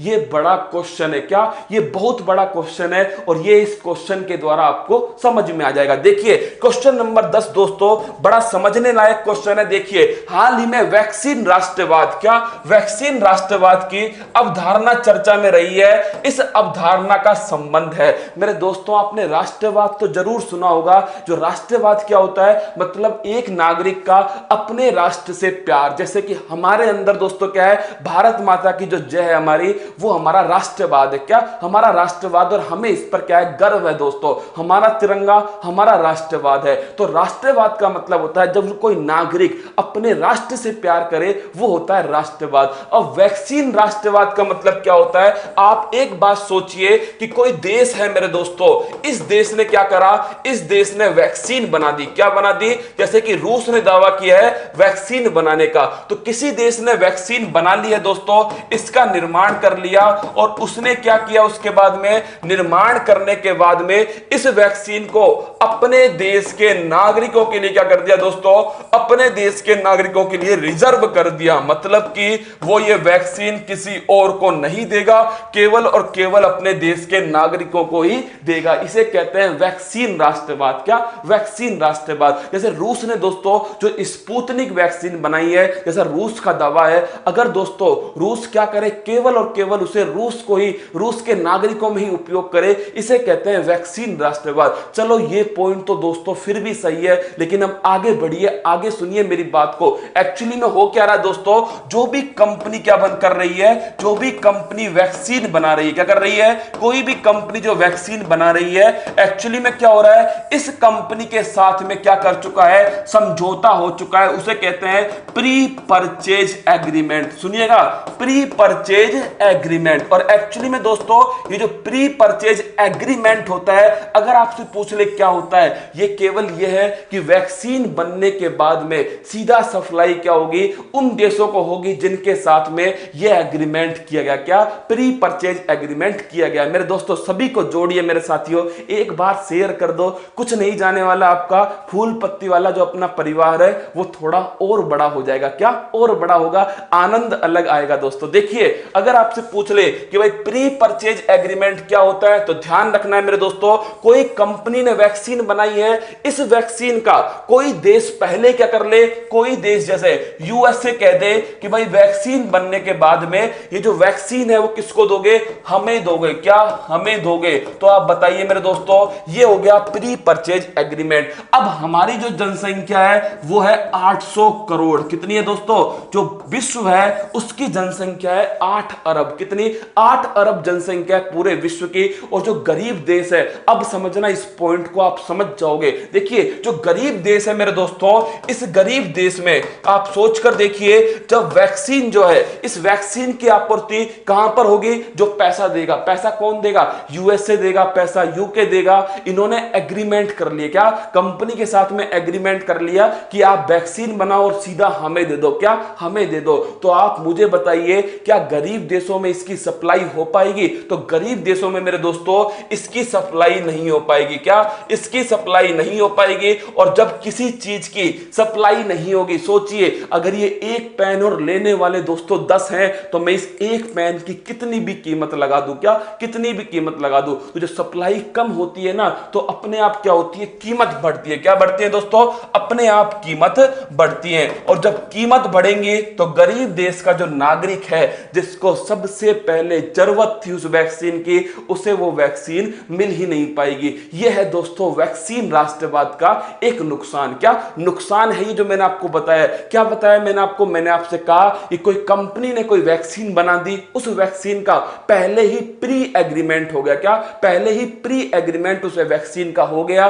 किस देश के साथ में, जो विकसित देश है दोस्तों। अब उसकी जो सप्लाई है, वो सप्लाई कहां पर होगी, वो सप्लाई तो ऐसे देशों के अंदर ही होगी। तो गरीब देश के पास में सप्लाई नहीं होगी, जब उसके पास में वैक्सीन कम पहुंचेगी तो उसकी कीमत अधिक होगी, क्योंकि वहां पर जनसंख्या अधिक है, तो उसकी कीमत अधिक होगी, तो वो उसे अफोर्ड ही नहीं कर पाएंगे। और अफोर्ड नहीं कर पाएंगे दोस्तों, तो ऐसी वैक्सीन का क्या काम जो क्या ना कर सके, जो कोविड-19 को नस्ते नाबूद ना कर सके। तो इसका आंसर देखिए, इसका आंसर है अमीर देशों द्वारा संभावित वैक्सीन को रिजर्व करना। क्या करना, अमीर देशों द्वारा संभावित वैक्सीन को रिजर्व करना। और ये उम्मीद किसने जताई है, WHO। किसने दोस्तों, WHO, जिसे अमेरिका क्या बोलता है, अमेरिका जिसे नक्कारा कहता है ना, उसने ही कहा है दोस्तों। वर्ल्ड हेल्थ ऑर्गेनाइजेशन 7 अप्रैल 1948 को स्थापना होती है। वाशिंगटन दोस्तों जिनेवा के अंदर इसका मुख्यालय है और वर्तमान में डॉक्टर टेड्रोस जो है वो इसके हेड है और इसकी जो एग्जीक्यूटिव बोर्ड है उसके हेड डॉक्टर हर्षवर्धन है। कौन है? डॉक्टर हर्षवर्धन इसके एग्जीक्यूटिव जो चेयरमैन है वो है। दोस्तों ये सारी बातें मुझे पूरी उम्मीद है कि आपको समझ में आ चुकी होंगी सारी बातें। अब आइए दोस्तों आपको आगे लेकर चलता हूं अगले क्वेश्चन की तरफ। और देखिए आज मेरे दोस्तों आपके सामने दिल्ली पुलिस पटवार कांस्टेबल विशेष में क्या है, मैं आपको फिर कह दूं रिवीजन जो मैं कराने वाला हूं ना दोस्तों वो भी यही कराने वाला हूं। एक मेरे से कह रहा है कि सर विकास दुबे को किस मंदिर में पकड़ा गया? अरे मेरे दोस्तों विकास दुबे कानपुर वाला, कौन? कानपुर वाला, उसको पकड़ा गया कहां पर? उज्जैन में। कहां पर? उज्जैन मध्य प्रदेश में उसे पकड़ा गया। और आप जानते हो दोस्तों गलती से क्या हो गया? गलती से गाड़ी स्लिप हो गई और उसका क्या हो गया? उसका एनकाउंटर हो गया। क्या एनकाउंटर हो गया? किसका? विकास दुबे भाई साहब का। तो आइए दोस्तों यहां पर आइए और रिवीजन भी यही कराऊंगा, न्यूजीलैंड भी यही घुमाऊंगा। तो आपकी जिम्मेदारी है कि आप यही जुड़े रहो।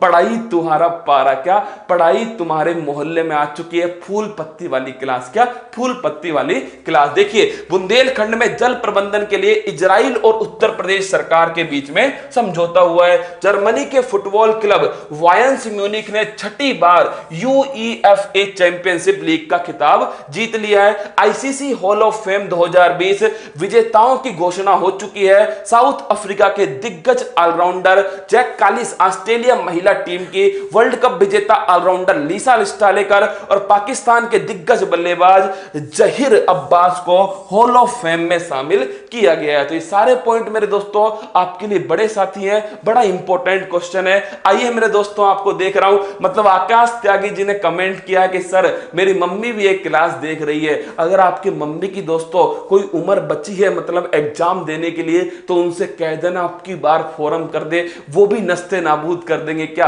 पेपर को नस्ते नाबूद कर देंगे। आइए मेरे दोस्तों अब लेकर चलता हूं आपको रिवीजन श्रृंखला की तरफ। हाल ही में नुआखाई जोहार उत्सव मनाया गया। निम्न में से किस राज्य में यह उत्सव मुख्य रूप से मनाया जाता है? ये दोस्तों बनाते हैं ओडिशा के अंदर। कहां पर? ओडिशा। नुआ का मतलब नया, खाई का मतलब दोस्तों खाना, तो नया चावल इसके अंदर खाते हैं इसलिए इसका नाम है नुआखाई जोहार। क्या? नुआखाई जोहार। हाल ही में भारतीय राष्ट्रीय राजमार्ग प्राधिकरण national highway authority of India ने कौन सी ऐप लॉन्च की है जो national highway authority of India के हरित भारत संकल्प में संकल्पित है? वो है दोस्तों हरित पथ। कुछ याद है? ठेकेदार दोस्तों बचेंगे नहीं। अगर पेड़ मुरझा गया या पेड़ गायब हो गया तो जिम्मेदारी किसकी होगी? ठेकेदार की होगी। किसकी? ठेकेदार की होगी। अगला क्वेश्चन देखिए आपके सामने। हाल ही में संसद में पहली बार महिला सदस्यों की संख्या 100 को पार कर गई है। अब संसद में कुल महिला सांसद की संख्या वो है 103। कुछ याद कीजिए मेरे दोस्तों। सरला याद आई आपको? कौन? सरला याद आनी चाहिए तुरंत मेरे दोस्तों। से बन गया संसद जो आर्टिकल 79 में है, आर से बन गया राज्यसभा जो आर्टिकल 80 में है और ला से बन गया लोकसभा जो आर्टिकल 81 के अंदर है। राज्यसभा के अंदर कितने मेंबर हैं दोस्तों? इसके अंदर जो महिला मेंबर है वो है 25। कितनी? 25। और लोकसभा के अंदर कितनी है? ये है दोस्तों 78। टोटल मिलाकर हो गई 103। क्या? तो ये पहली बार 100 से अधिक का आंकड़ा पहुंचा है। क्या? पहली बार 100 से अधिक का आंकड़ा पहुंचा है। अगला क्वेश्चन। हाल ही में ASEAN Bharat network think tank की कौन सी गोलमेज बैठक संपन्न हुई है? वो है 6ठी दोस्तों। याद कीजिए आसियान, कुछ याद आ रहा है आपको? ASEAN association of south east Asian nation 1967 में स्थापना होती है। जकार्ता में इसका मुख्यालय था। और मेरे साथियों ये जो 6ठी बैठक है गोलमेज वो ASEAN Bharat network think tank केवल सोचने का काम करेगी कोविड-19 के बाद का विश्व कैसा होगा, कोविड-19 को कैसे समाप्त किया जाएगा।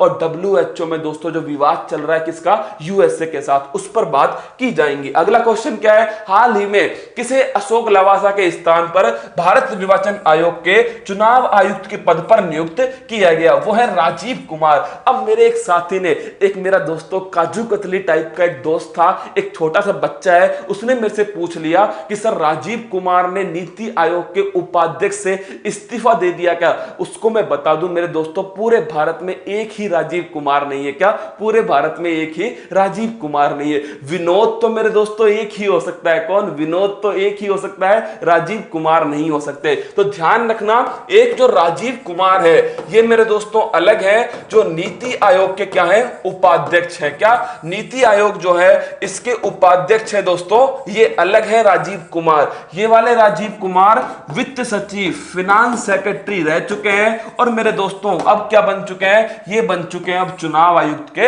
अंदर, अशोक लवासा के स्थान पर। अगला क्वेश्चन है, हाल ही में कैलिफोर्निया भीषण आग के कारण चर्चा में रहा है, कैलिफोर्निया के संबंध में सत्य कथन है। जय माता दी, ऑप्शन नंबर डी। क्या जय माता दी, ऑप्शन नंबर डी। यह पश्चिमी अमेरिका में स्थित है, बिल्कुल सही है दोस्तों। कैलिफोर्निया की राजधानी सैक्रामेंटो है, गूगल का मुख्य कार्यकारी हेड यही पर स्थित है। और ये दोस्तों आबादी में क्या है, आबादी में ये पहले स्थान पर है, क्षेत्रफल में पहले स्थान पर कौन है, वो है अलास्का। कौन है दोस्तों, वो है अलास्का। अगला क्वेश्चन है, हाल ही में किस देश ने काला सागर में 320 अरब क्यूबिक मीटर प्राकृतिक गैस भंडार की खोज की है, वो है तुर्की। कौन है दोस्तों, वो तुर्की है। यूरोप का मरीज, एशिया और यूरोप दोनों में स्थित वो है दोस्तों तुर्की। कौन, तुर्की। काला सागर में क्या किया इसने, काला सागर में दोस्तों इसने प्राकृतिक गैस का भंडार खोजा है। केंद्रीय कृषि और किसान कल्याण मंत्रालय के अनुसार जैविक किसानों की कुल संख्या के मामले में भारत का विश्व में कौन सा स्थान है, पहला स्थान है। लेकिन रकबे के हिसाब से, किसके हिसाब से, जो क्षेत्रफल है दोस्तों इसके हिसाब से 9वां स्थान है। कौन सा, 9वां स्थान है क्षेत्रफल के हिसाब से। जैविक खेती में आपको याद रखना है सिक्किम के बारे में, पूरे विश्व का पहला राज्य है सिक्किम जो जैविक राज्य है। अगला क्वेश्चन है, हाल ही में मानिका बत्रा को खेल रत्न से सम्मानित करने की घोषणा की गई है, ये किस खेल से संबंधित है। तो मेरे दोस्तों इनका संबंध है टेबल टेनिस, किससे, टीटी से संबंध है किसका, मानिका बत्रा। 5 लोगों को मिला है मेरे दोस्तों राजीव गांधी खेल रत्न पुरस्कार। और आपके लिए एक बहुत ही बढ़िया घोषणा करने वाला हूं, इस क्लास के अंत में आपका दिल गार्डन गार्डन हो जाएगा। देखिए अगला क्वेश्चन क्या है, निम्न में से कौन सा देश I5 संगठन का हिस्सा नहीं है जो हाल ही में चर्चा में रहा है। तो मेरे दोस्तों जापान जो है वो इसका हिस्सा नहीं है, किसका, I5 का। 5 कौन कौन से हैं, एक यूएसए है, एक यूके है मेरे दोस्तों, इसके अलावा एक कनाडा है। कौन है, इंग्लैंड, अमेरिका, कनाडा, ऑस्ट्रेलिया और न्यूजीलैंड। तो ध्यान रखना है ये 5 राज्य हैं। इसका उद्देश्य क्या है, आंख का उद्देश्य होता है नजर रखना। क्या, नजर रखना। अब आइए दोस्तों आपको लेकर चलूं कहां पर, न्यूजीलैंड के अंदर। कहां पर चलते हैं, न्यूजीलैंड के अंदर चलते हैं। क्या मेरे सभी साथी मेरे साथ में जुड़ चुके हैं जिन्हें न्यूजीलैंड घूमना है, क्या न्यूजीलैंड घूमना है। और मेरे दोस्तों आज की जो फोटो मैं आपको दिखाने वाला हूं ना, आपके दांत खट्टे हो जाएंगे। क्या, आपके दांत खट्टे हो जाएंगे। तो आइए मेरे साथियों चलते हैं न्यूजीलैंड। और हाँ मेरे दोस्तों अपने अंदर वो संकल्प लेकर आइए, वो जुनून लेकर आइए। यार आपने खुद ने कहा था मुझे सफल होना है, किसी ने आपसे जबरदस्ती नहीं कहलवाया। जब आपने खुद ने कहा है तो दोस्तों मेहनत भी खुद को करनी पड़ेगी, कोई और आपके लिए मेहनत नहीं करेगा। इस बात को दिमाग में बैठा लेना। और YouTube एक भ्रम है दोस्तों, क्या, एक भ्रम है। अगर इसमें फंस गए ना, इस चक्कर में फंस के ही रह जाओगे। सिलेक्शन चाहिए, किसी एक पर विश्वास करके देख लीजिए, वो निश्चित आपको सफलता तक पहुंचा देगा। देखिए आइए मेरे दोस्तों आपको न्यूजीलैंड लेकर चलूं। ये न्यूजीलैंड के हिस्से आपको जो दिखाए गए हैं, अगर आपको याद हो दोस्तों तो आपको कुछ ऐसी आकृति मैंने पढ़ाई थी और वो था हमारा ऑस्ट्रेलिया। कौन था, ऑस्ट्रेलिया। इस ऑस्ट्रेलिया के पास में दोस्तों यहां पर स्थित है न्यूजीलैंड। कहां है, न्यूजीलैंड स्थित है। अब इस न्यूजीलैंड में देखिए पहले मैं आपको जगह बता दूं, फिर मैं दोस्तों उसके बारे में आपको फोटो दिखाऊंगा। पहला पॉइंट तो न्यूजीलैंड को क्या बोलते हैं, कीवी कहते हैं। क्या बोलते हैं, कीवी कहते हैं, क्योंकि न्यूजीलैंड में कीवी नाम का दोस्तों एक फल भी है और एक पक्षी भी है। क्या है, पक्षी भी है और फल भी है, इसलिए न्यूजीलैंड की जो टीम है उसे कीवी बोलते हैं। क्या बोलते हैं, कीवी कहते हैं। न्यूजीलैंड की जो राजधानी है दोस्तों, ये इसका उत्तरी आइलैंड है। क्या, ये न्यूजीलैंड में उत्तरी भाग है और ये मेरे साथियों इसका दक्षिणी भाग है। क्या, दक्षिणी भाग। दोनों के बीच में एक जल संधि है। क्या है लाडलो, दोनों के बीच में एक जल संधि है जिसका नाम है क्या, कुक जल संधि। क्या नाम है इसका, कुक जल संधि इसका नाम है। और ध्यान रखना है, इनकी जो खोज थी ना वो कुक ने ही की थी, इसलिए कुक जल संधि भी है। और ये भी ध्यान रखना दोस्तों, न्यूजीलैंड की सबसे ऊंची चोटी, उसका नाम भी क्या है, उसका नाम भी दोस्तों माउंट कुक है। क्या? Mount cook. ये भी न्यूजीलैंड की क्या है दोस्तों, सबसे ऊंची चोटी है माउंट कुक। तो ऑस्ट्रेलिया की कोसियस्को क्या थी, ऑस्ट्रेलिया की सबसे ऊंची चोटी थी कोसियस्को दोस्तों। और न्यूजीलैंड की कहां है, न्यूजीलैंड की है माउंट कुक। कौन सी? Mount Cook. अगला क्वेश्चन आपसे पूछ सकता है कि न्यूजीलैंड की राजधानी क्या है, तो इसकी राजधानी है वेलिंगटन। क्या है दोस्तों, इसकी राजधानी ध्यान रखना, अगर आपसे पूछ ले वो है वेलिंगटन। क्या है? रिंगटोन नहीं, वेलिंगटन है। क्या है दोस्तों? वेलिंगटन। लेकिन न्यूजीलैंड का सबसे बड़ा, फिर सुनिएगा, न्यूजीलैंड का सबसे बड़ा शहर कौन सा है, वो है ऑकलैंड। कौन सा है दोस्तों? ऑकलैंड। इसको थोड़ा ध्यान से याद करना, ये ऑकलैंड जो है वो सबसे बड़ा शहर है किसका, न्यूजीलैंड का। राजधानी क्या है, राजधानी वेलिंगटन है दोस्तों, लेकिन सबसे बड़ा शहर कौन सा है, ऑकलैंड। अरे सारे फोटो दिखाऊंगा, चिंता मत करो। ऑकलैंड सबसे बड़ा क्या है दोस्तों, यहां का ध्यान रखना है आपको। ऑकलैंड जो है वो सबसे बड़ा शहर है। अगर न्यूजीलैंड देखना हो ना, कहो ना प्यार है मूवी देख लेना। क्या? जो कहो ना प्यार है मूवी है ना, ऋतिक रोशन की दोस्तों और अमीषा पटेल की, उसको देख लेना। अधिकांश जो सीन है वो कहां के हैं, वो न्यूजीलैंड के हैं। कहां के हैं दोस्तों? न्यूजीलैंड के। अब ऐसा मत करना कि अभी किताब बंद करो और कहो ना प्यार है देख लो। अरे मेरे दोस्तों, पहले पढ़ लो फिर देखना कहो ना प्यार है। जब सरकारी नौकरी लग जाए ना, तो मेरे दोस्तों गलियों में कदम रखना और कहना कहो ना प्यार है। तब तक के लिए मेरे साथ में पढ़ लीजिए। आइए दोस्तों देखिए, अगर मैं बात करूं उत्तरी आयरलैंड, उत्तरी और दक्षिणी आयरलैंड। अगला क्वेश्चन दोस्तों अगर आपसे पूछ ले कि राजधानी वेलिंगटन है, दोनों के मध्य एक जल संधि है जिसको कुक जल संधि कहते हैं, और सबसे ऊंची चोटी भी क्या है, वो भी माउंट कुक है। ऑकलैंड जो है वो सबसे बड़ा शहर है। क्या? ऑकलैंड सबसे बड़ा शहर है। अब देखिए मेरे दोस्तों, आपसे पूछ ले एक सबसे बढ़िया क्वेश्चन आपको बता रहा हूं। यहां पर दोस्तों जो न्यूजीलैंड के अंदर जो मैदान है, इन्हें कहते हैं कैंटरबरी। क्या बोलते हैं? इन्हें कहते हैं दोस्तों कैंटरबरी। तो ध्यान रखना, अगर आपसे पूछ ले कैंटरबरी कहां स्थित है, तो न्यूजीलैंड में स्थित है। और साउथ न्यूजीलैंड में, कहां पर है दोस्तों? साउथ न्यूजीलैंड के अंदर ये स्थित है। अब चलते हैं फोटो देखते हैं। क्या करते हैं? फोटो देखते हैं दोस्तों। जो मैंने आपको बताया है उसको एक बार देख लेते हैं। बड़ा अच्छा क्वेश्चन है। देखिए, अगर आपसे ये पूछ ले प्लेंटी की खाड़ी कहां पर है, कौन सी? जो प्लेंटी की जो खाड़ी है ये कहां पर है, ये भी दोस्तों न्यूजीलैंड के अंदर ही स्थित है। और आपको दोस्तों एक फोटो दिखाऊंगा जिसमें एक मूवी का सीन भी दिखाऊंगा आपको। क्या? मूवी का सीन भी दिखाऊंगा। देखिए, सबसे पहले ये है जेसिका अर्नेट। क्या नाम है इनका? इनका नाम है जेसिका अर्नेट। और ध्यान रखना दोस्तों, ये यहां की प्रधानमंत्री है। और ये फोटो कब की है, सोचकर देखिए, कोविड-19 के दौर में। अगर कोई हंस रहा है दोस्तों तो वो क्या हो सकता है, न्यूजीलैंड ने खुद को कोरोना मुक्त घोषित किया था। उस समय जेसिका अर्नेट ने कहा था कि मेरी बेटी ने मुझसे पूछा कि मां आपका क्या करने का मन कर रहा है, तो मैंने कहा मेरा डांस करने का मन। कौन सा? डांस करने का। और डांस भी कौन सा? नागिन डांस दोस्तों। कौन सा? नागिन डांस करने का मन। तो आप धुन बजाइए और हम कराते हैं नागिन डांस। क्या दोस्तों? नागिन डांस। तो ये है जेसिका अर्नेट जो प्रधानमंत्री है कहां की? न्यूजीलैंड की। ये है मेरे दोस्तों, आपको दिख ही रहा है वेलिंगटन। क्या है? ये वेलिंगटन है जो कि राजधानी है किसकी? न्यूजीलैंड की राजधानी है। अगला देखिए, ये है वो खूबसूरत शहर जो मैंने आपको कहा था, ऑकलैंड। क्या नाम है इसका? इसका नाम है दोस्तों ऑकलैंड, जो कि न्यूजीलैंड का सबसे बड़ा, सबसे खूबसूरत शहर है ऑकलैंड। अगला क्वेश्चन देखिए दोस्तों, ये वो पक्षी है जो आपको दिख रहा है ना, ये वो पक्षी है दोस्तों न्यूजीलैंड का कीवी। क्या नाम है इसका? इसका नाम है कीवी, जिसके नाम पर आप जानते हो कीवी न्यूजीलैंड को हम कहते हैं। क्या? न्यूजीलैंड को कीवी कहते हैं। इसके साथ में दोस्तों ये देखिए, आपके दांत खट्टे करने वाला मैं लेकर आया हूं दोस्तों आपके सामने, ये है कीवी। क्या है? ये भी एक फल है दोस्तों जो कीवी कहलाता है। और आप जानते हो ये कीवी के अंदर दोस्तों रोग प्रतिरोधक क्षमता बहुत अधिक मात्रा में होती है। विटामिन जो सी है इसके अंदर, एंटीऑक्सीडेंट बहुत बड़ी मात्रा में होता है। तो मेरे दोस्तों, आपने शादी पार्टियों में खूब दबाकर खाया होगा क्या? कीवी। कौन सा? कीवी जो है वो शादी पार्टियों में खूब दबाकर खाया होगा। तो ये है मेरे दोस्तों कीवी। ये भी कहां का है? न्यूजीलैंड का ही फल है। इसे देखिए, ये है माउंट कुक। क्या है दोस्तों? ये आपके सामने जो फोटो है वो है माउंट कुक, जो कि सबसे ऊंची चोटी है किसकी? जो न्यूजीलैंड है उसकी सबसे ऊंची चोटी है। अगला क्वेश्चन दोस्तों, इसे देखिए, यह है कैप रेगिना। क्या नाम है इसका? इसका नाम है कैप रेनिगा।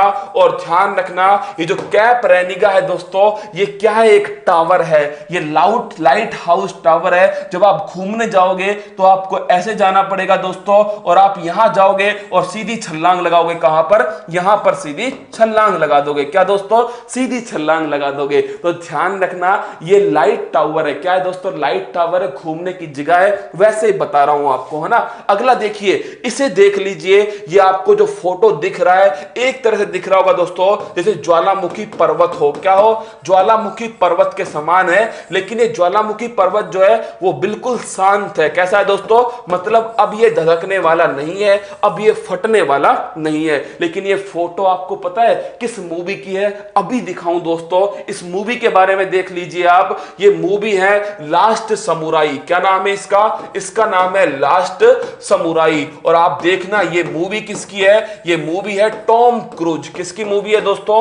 टॉम क्रूज की मूवी है। और टॉम क्रूज के अंदर, इस मूवी के अंदर ये वाला फोटो दिखाया गया है, जिसमें मेरे दोस्तों ये ज्वालामुखी पर्वत आपको दिखाई दे रहा है। एक्चुअली में इसका नाम क्या है? इसका नाम है माउंट तारानाकी। क्या नाम है इसका? नाम ध्यान रखना, इसका नाम है माउंट तारानाकी। तो ध्यान रखना, जो माउंट तारानाकी है दोस्तों वो आपके सामने। और देखिए क्या खूबसूरत नजारा है। ये पानी है दोस्तों, और इसमें ये वापस कहां? नीचे दिखाई दे रहा है। और ये आदमी उल्टा पुल्टा हो गया। क्या? ये आदमी जो है वो उल्टा पुल्टा हो चुका है। ये मेरे दोस्तों न्यूजीलैंड था जो मैंने आपको दिखा दिया। और मुझे उम्मीद है कि न्यूजीलैंड में घूमकर आपको मजा आया होगा, कीवी खाने में मजा आया होगा, और उसके साथ में ऑकलैंड, वेलिंगटन, माउंट कुक और माउंट तारानाकी ये भी आपने देख लिया होगा। अब आइए साथियों, वर्दी का जुनून वाली श्रृंखला में आप सभी का स्वागत है। और मेरे दोस्तों, इस क्लास को एक बार फिर प्रारंभ करता हूं। हेलो, नमस्कार, गुड मॉर्निंग, सुप्रभात। मेरे शेर सैन्य उत्कर्ष परिवार में आप सभी का स्वागत है। जिसके अंदर भी जीतने का जुनून हो, जिसके अंदर भी वर्दी पाने का जुनून हो, उन सभी का मेरे दोस्तों हार्दिक स्वागत है। सभी साथियों को जोड़ लीजिए। और मेरे दोस्तों, स्टार्ट करता हूं करंट अफेयर्स की रिवीजन श्रृंखला। किसको? करंट अफेयर्स की जो रिवीजन श्रृंखला है वो मैं स्टार्ट कर रहा हूं। और मैं आपसे वादा करता हूं दोस्तों कि ये श्रृंखला जो है, ये 5 सवाल जो है ना, मैं अलग नहीं लेकर आ रहा, इसी क्लास में ला रहा हूं, जिससे मेरे दोस्तों एक रिदम के साथ में क्या हो, आप आराम आराम से सारी चीजें पढ़ लीजिए। तो आइए मेरे दोस्तों, लेकर चलता हूं आपके। पहला क्वेश्चन आपके सामने आ रहा है। हाल ही में किस देश के राष्ट्रपति ने विश्व स्वास्थ्य संगठन से संबंध समाप्त करने की घोषणा की है? बताइए मेरे दोस्तों, ऐसा कौन कर सकता है? केवल वो कर सकते हैं अपने ट्रंप चच्चा। कौन? जो डोनाल्ड ट्रंप है वो कर सकते हैं। तो WHO की बात करूं तो देखिए, अभी हमने डिस्कस करा 7 अप्रैल 1948। कहां पर हेडक्वार्टर है इसका? इसका हेडक्वार्टर है जिनेवा के अंदर। और डॉक्टर टेड्रोस जो है वो दोस्तों, वो क्या है इसके? वो वर्तमान में इसके महानिदेशक है। यूएसए ने इससे अपने सारे संबंध समाप्त करने की क्या कर दी? घोषणा कर दी। अगला क्वेश्चन देखिए, हाल ही में बेजान दारूवाला, किसका? बेजान दारूवाला का निधन हो गया। बेजान दारूवाला कौन थे? फूल पत्ती वाली क्लास के ब्रांड एम्बेसडर। वो फोटो याद कीजिए दोस्तों, जिसमें बेजान दारूवाला आपको देखकर हंस रहे थे और आप बेजान दारूवाला को देख करके हंस रहे थे। वो है प्रख्यात ज्योतिष। क्या थे दोस्तों? एस्ट्रोलॉजर थे। क्या थे? एस्ट्रोलॉजर थे। कौन मेरे दोस्तों? ये बेजान दारूवाला। और इन्होंने किसकी भविष्यवाणी की थी? तो मोदी की जीत की जो भविष्यवाणी थी, प्रधानमंत्री मोदी जी की जीत की भविष्यवाणी इन्होंने की थी। और राजीव गांधी की हत्या जो है दोस्तों, इसकी भविष्यवाणी भी किसने की थी? इसकी भविष्यवाणी भी बेजान दारूवाला के द्वारा की गई। बड़ा बेहतरीन क्वेश्चन है। प्रख्यात ज्योतिष थे, इनका निधन किससे हुआ था? कोविड-19 से। किससे हुआ दोस्तों? कोविड-19 से इनका निधन हो गया। अगला क्वेश्चन, मतलब नाम में क्या है दोस्तों? नाम में कितनी जान है? बेजान दारूवाला। क्या? बेजान दारूवाला नाम में भी दोस्तों क्या है? जान है। क्या? जान है। अब देखिए अगला क्वेश्चन क्या है। प्रत्येक वर्ष जून माह में किस तारीख को विश्व पर्यावरण दिवस के रूप में बनाया जाता है। आप जानते हो 5 जून कब बनाते हैं? 5 जून को बनाते हैं विश्व पर्यावरण दिवस। और इस बार की जो 2020 की जो थीम थी मेरे दोस्तों, वो थीम क्या थी? वो थी सेलिब्रेटिंग बायोडाइवर्सिटी। क्या? Celebrate biodiversity. क्या थी? Celebrate biodiversity. अब देखिए कुछ दोस्तों न्यूज चैनलों में या फिर कुछ अखबारों में इट्स टाइम टू, क्या था दोस्तों? इट्स टाइम टू कुछ ऐसे उसकी थीम बता दी। वो उसकी थीम नहीं थी, वो उसका टाइटल था। क्या था? वो उसका टाइटल था। इसकी थीम थी सेलिब्रेटिंग बायोडाइवर्सिटी। क्या? सेलिब्रेटिंग बायोडाइवर्सिटी, ये इसकी थीम थी। जैव विविधता को जश्न के रूप में बनाना। क्या? जश्न के रूप में बनाना। ये स्टार्ट देखिए, ये स्टार्ट होता है 1974 से। पहली बार इसको बनाया यूएसए में। कहां पर? यूएसए के अंदर इसको पहली बार बनाया गया। अगला क्वेश्चन मेरे दोस्तों, ये 5 जून को क्यों बनाते हैं? क्योंकि 5 जून 1972 को एक संस्था की स्थापना होती है। ये होती है नैरोबी के अंदर। कहां होती है? नैरोबी। और नैरोबी कहां पर है लाडलो? केन्या के अंदर है। यहां पर एक संस्था की स्थापना होती है। उस संस्था का नाम क्या है? उसका नाम है यूनाइटेड नेशन एनवायरमेंट प्रोग्राम। क्या है? संयुक्त राष्ट्र पर्यावरण कार्यक्रम। इसीलिए 5 जून को बनाते हैं। क्या दोस्तों? 5 जून को बनाते हैं विश्व पर्यावरण दिवस। और यही वो समय था जब हमारी आयरन लेडी इंदिरा गांधी कहां गई थी दोस्तों? इंदिरा गांधी 1972 में स्टॉकहोम सम्मेलन में भाग लेने गई थी और इतनी प्रभावित हुई थी कि आते ही 1973 में दोस्तों प्रोजेक्ट टाइगर स्टार्ट किया। क्या किया? 1973 में प्रोजेक्ट टाइगर स्टार्ट किया। तो मेरे शेर शेरनियों, प्रोजेक्ट टाइगर 1973 में 1972 के स्टॉकहोम सम्मेलन के बाद में स्टार्ट हुआ। और उसी सम्मेलन में 5 जून 1972 को एक संस्था बन गई, यूनाइटेड नेशन एनवायरमेंट प्रोग्राम। और इसका जो मुख्यालय था वो नैरोबी केन्या के अंदर स्थापित होता है। और मेरे दोस्तों इसके साथ ही क्या हुआ? इसके साथ ही 5 जून को हमने स्टार्ट किया विश्व पर्यावरण दिवस बनाना। पहली बार कब बना? 1974 में पहली बार बना। और मेरे दोस्तों आपको यह भी ध्यान रखना है, कौन सा? कि इस बार की थीम क्या है? वो है सेलिब्रेट बायोडाइवर्सिटी। क्या? Celebrate biodiversity. तो आंसर हो गया ऑप्शन नंबर 2। कुछ कह रहे हैं कि सर अब हम कमेंट नहीं करेंगे। अरे क्यों नहीं करोगे कमेंट? आप कीजिए कमेंट दोस्तों, आपका जन्मसिद्ध अधिकार है। क्या? आपका जन्मसिद्ध अधिकार है। मेरे कुछ साथी देखिए अभी भी मेरे साथ में, आप देखिए जुनून को देखिए मेरे दोस्तों, आपको सलाम है आप सभी को। मतलब अभी भी मेरे साथ में लगभग 13,500 बच्चे मतलब लाइव जो है दोस्तों सुबह 5:30 बजे से लगातार मेरे साथ में पढ़ रहे हैं। जो 1,500 मेरे दोस्तों उछल कूद करते हैं ना, इधर से उधर उधर से उधर, आप ये समझ लेना वो आपसे एक कदम पीछे ही रहने वाले। क्या? आपसे एक कदम पीछे ही रहने वाले। निकल पड़ा है कारवा जो धधक रहा था सालों से, अब की बार पड़ा है पाला फूल पत्ती वाले जवानों से। क्या? फूल पत्ती वाले जवानों से। आइए दोस्तों आगे लेकर चलता हूं आपको अगले क्वेश्चन की तरफ। हाल ही में किस भारतीय को रिचर्ड डॉकिंसन पुरस्कार से सम्मानित करने की घोषणा की गई? तो बताइए मेरे दोस्तों किसको किया गया? वो है हमारे जावेद अख्तर। कौन है? जावेद अख्तर। आप जानते हो दोस्तों ये पहले भारतीय, क्या पहले भारतीय हैं जिन्हें कौन सा अवार्ड मिला है? रिचर्ड डॉकिंसन अवार्ड दिया गया है। ये वो सवाल है जो पेपर में आने वाले, फिर कह रहा हूं आपसे, ये वो सवाल है जो पेपर में आने वाले। इसमें कोई भी किंतु परंतु नहीं है। क्या? कोई भी किंतु परंतु नहीं है। इट्स टाइम टू नेचर इसकी थीम नहीं थी, इसकी थीम थी सेलिब्रेट बायोडाइवर्सिटी में। फिर कह रहा हूं आपसे द हिंदू के अंदर देख लीजिएगा, इसकी थीम सेलिब्रेट बायोडाइवर्सिटी थी। आइए दोस्तों आगे बढ़ते हैं। जावेद अख्तर पहले भारतीय हैं जिन्हें रिचर्ड डॉकिंसन अवार्ड दिया गया है। क्यों दिया गया है दोस्तों? आपको पता होना चाहिए।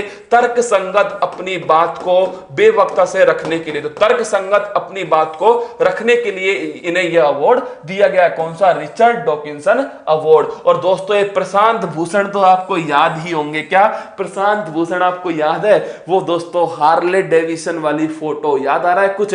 आपको याद है शरद अरविंद बोबड़े साहब की जो फोटो थी वो पोस्ट की, उसमें लिख दिया मास्क नहीं पहना, हेलमेट नहीं पहना, और फिर बात करते हो, क्या बात करते हो मेरे दोस्तों? किसकी? नियम कानूनों की। तो सुप्रीम कोर्ट ने कहा आजा बेटा लाइन में, कंटेम्प्ट ऑफ कोर्ट। किसकी?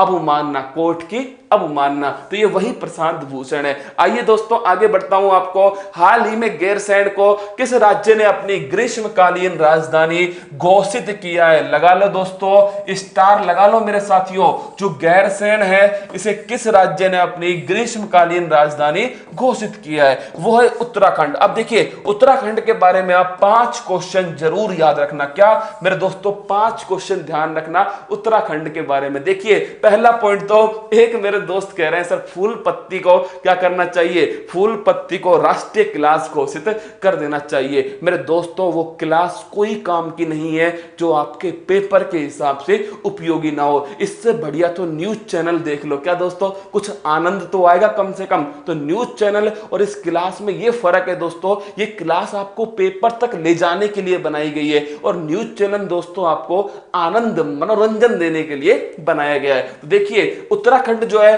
पहली बात तो जो इसकी राजधानी है वो है देहरादून। क्या है? देहरादून है। दूसरा मेरे दोस्तों इसकी जो ग्रीष्मकालीन नई राजधानी बनाई गई है वो बनाई गई है गैरसैंण। कौन सी बनाई गई है?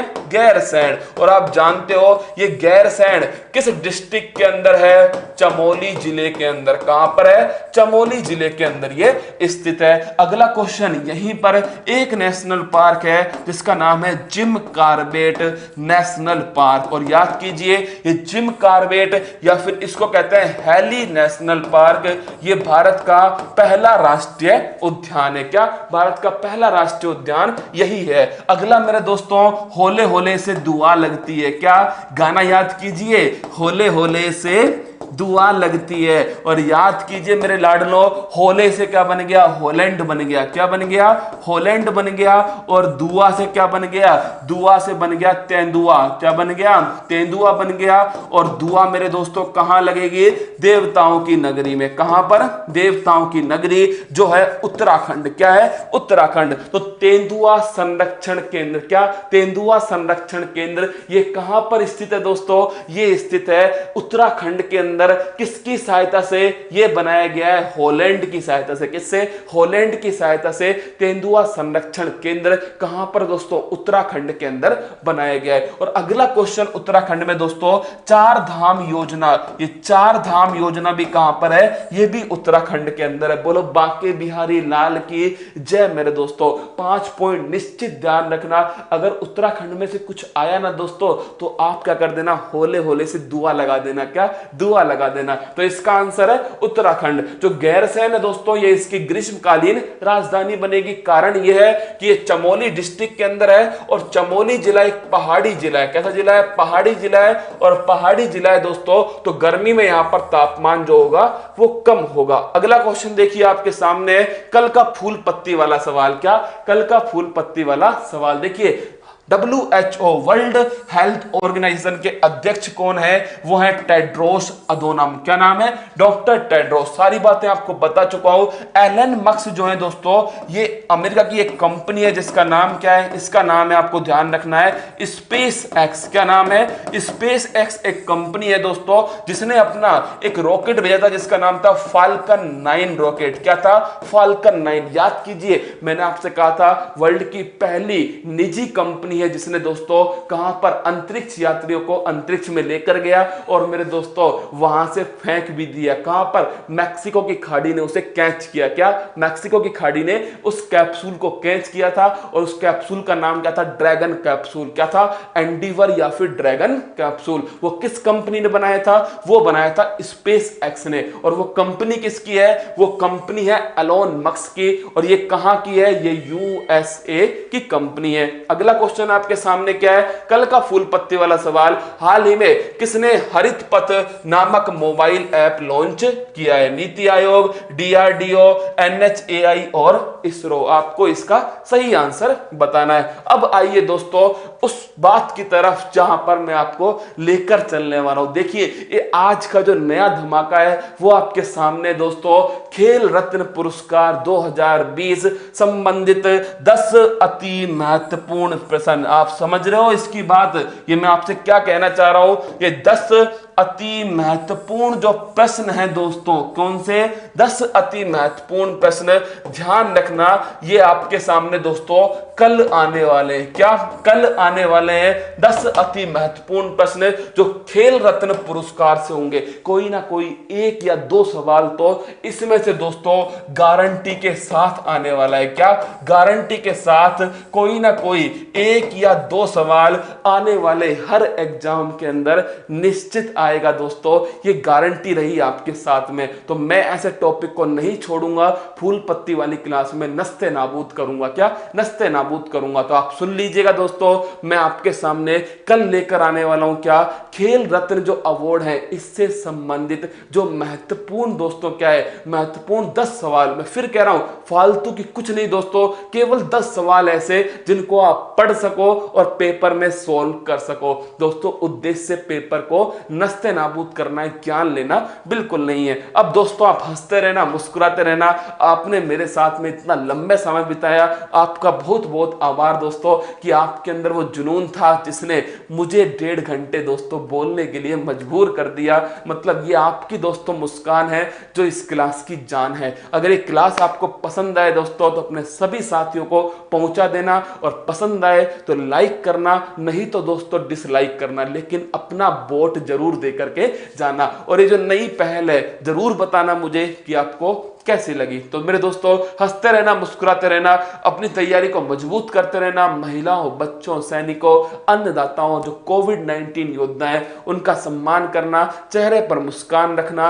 और यहीं इसी समय 5:30 बजे कल जरूर मिलूंगा, और आप भी मुझसे वादा कीजिए कि कल सुबह 5:30 बजे सब मिलोगे। जय हिंद दोस्तों, थैंक यू। सब्सक्राइब करें उत्कर्ष के YouTube चैनल को और लेटेस्ट अपडेट पाने के लिए बेल आइकन को प्रेस करें। प्रतियोगी परीक्षाओं की तैयारी करें अब घर बैठे। तो जुड़े रहें उत्कर्ष के YouTube चैनल के साथ। अब पढ़ो कहीं भी, कभी भी।